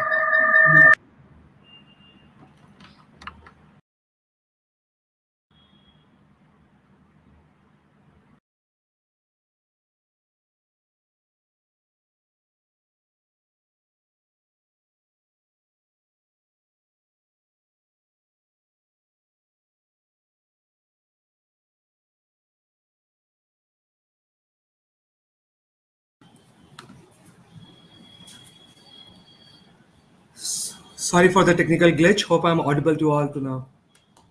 Rahul, I'm audible.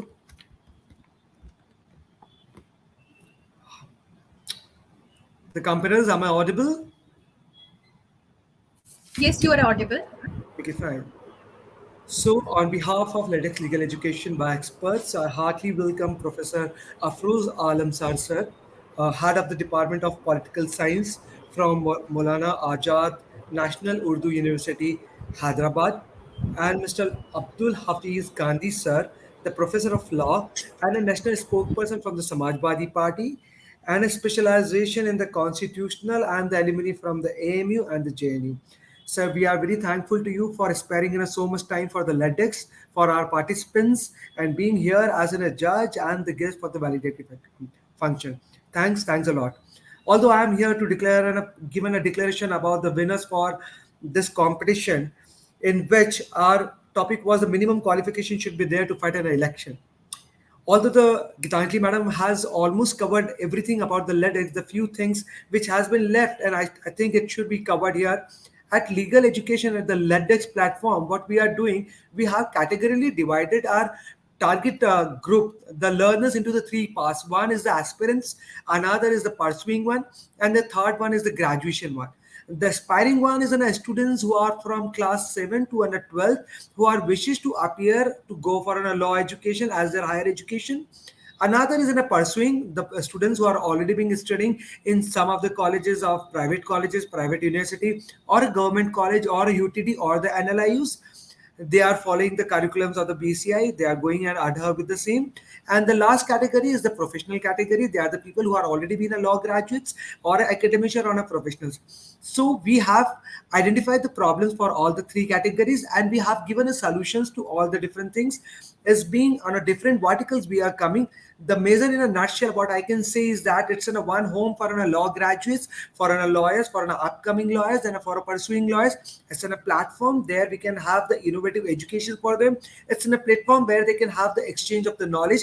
Here is the platform where they can have the skill development program. Here is the program what they are not getting in their college they can have. Other than that, here is that not only from the best of the students can participate from the colleges, any layman or any law pursuing person can also participate through this platform. So this is about the legal education by the LedX. In the coming 1 or 2 and 3 years, we are looking for students of more than 1 lakh students on this platform, and we'll be creating a technical infrastructure where all the colleges who are giving a physical education to the teacher, we are going to give them a technical infrastructure where they can add it up their competition, or they can add it up their extraordinary learnings after the classroom teaching. They can do it over here. So this is all about the LedX, sir, and I would like to give thanks to again to Afroz Alam Saab and Hafiz Gandhi, sir. Now declaring the result, although many students have participated, but we have only the few for the final rounds. So first, I will gonna declare the results for the motion for the minimum qualification should be there to fight an election. We have a cash prize for the winner is rupees 5,100 and a e-certificate. So the winner for this competition, the first ever competition of a debate competition to 2K21 of LedX, winner is Palak Tripathi, a cash prize of rupees 5,100 and an e-certificate. So the big round of an applause for you. The first runner-up for the motion is Chitra Gandhe, our cash prize of rupees 3,100 and an e-certificate. The second runner-up for the motion is Mr. Pushpak, a cash prize of rupees 2,100 and an e-certificate. For the motion, the winner is Palak Tripathi. First runner-up is Chitra Gandhe. The second runner-up is Pushpak. Now the time to announce for against the motion. The winner is Shashwat Jain, a cash prize of rupees 5,100 and an e-certificate. The first runner-up is Pradyuman K. Gore as a cash prize of rupees 3,100 and an e-certificate. Then the second runner-up is Bhavya Chadha, a cash prize of 2,100 and an e-certificates. So all the three winners, Shashwat Jain, the winner, the first runner-up Pradyuman K. Gore, the second runner-up Bhavya Chadha. So here we have the name of all the 6 participants out of 62 participants who have been participated in this debate competition. Apart from this, we do have the consolation prizes also. For the consolation prizes, I have the 5 consolation prize for the motion and 5 consolation prize against the motion. In that, they will be getting in a cash prize of rupees 500. So for the motion, the first name is Anshi Joshi, second is Trisha Singh, third is Nisha Anna, fourth is Prachi Chawla, and fifth is Priyanshi Singh. Again, I repeat, Anshi Joshi, Trisha Singh, Nisha Anna, Prachi Chawla, and Priyanshi Singh. Against the motion, we have the 5 winners for the consolation prize, a cash prize of rupees 500. First is Krishna H.S. Thakur. Second is Nikita Yadav. Third is Thi Ganjana Murgunandam. Hope if I am spelling and pronouncing the wrong name because of a South Indian. Again, the third is Thiagarajan Muruganandam. Then the fourth is Mukund Raj, and the fifth is Anuj Gupta. So they are the 10 winners who are getting a consolation prize of rupees 500 cash prize from the LedX Legal Education platform. Now we have also announced the one prize for the social media most popular speaker prize. That is called as most popular speaker prize on a social media platform. We have a cash prize of rupees 5100 and an e-certificate, and the winner for the same is Miss Kashish Gupta.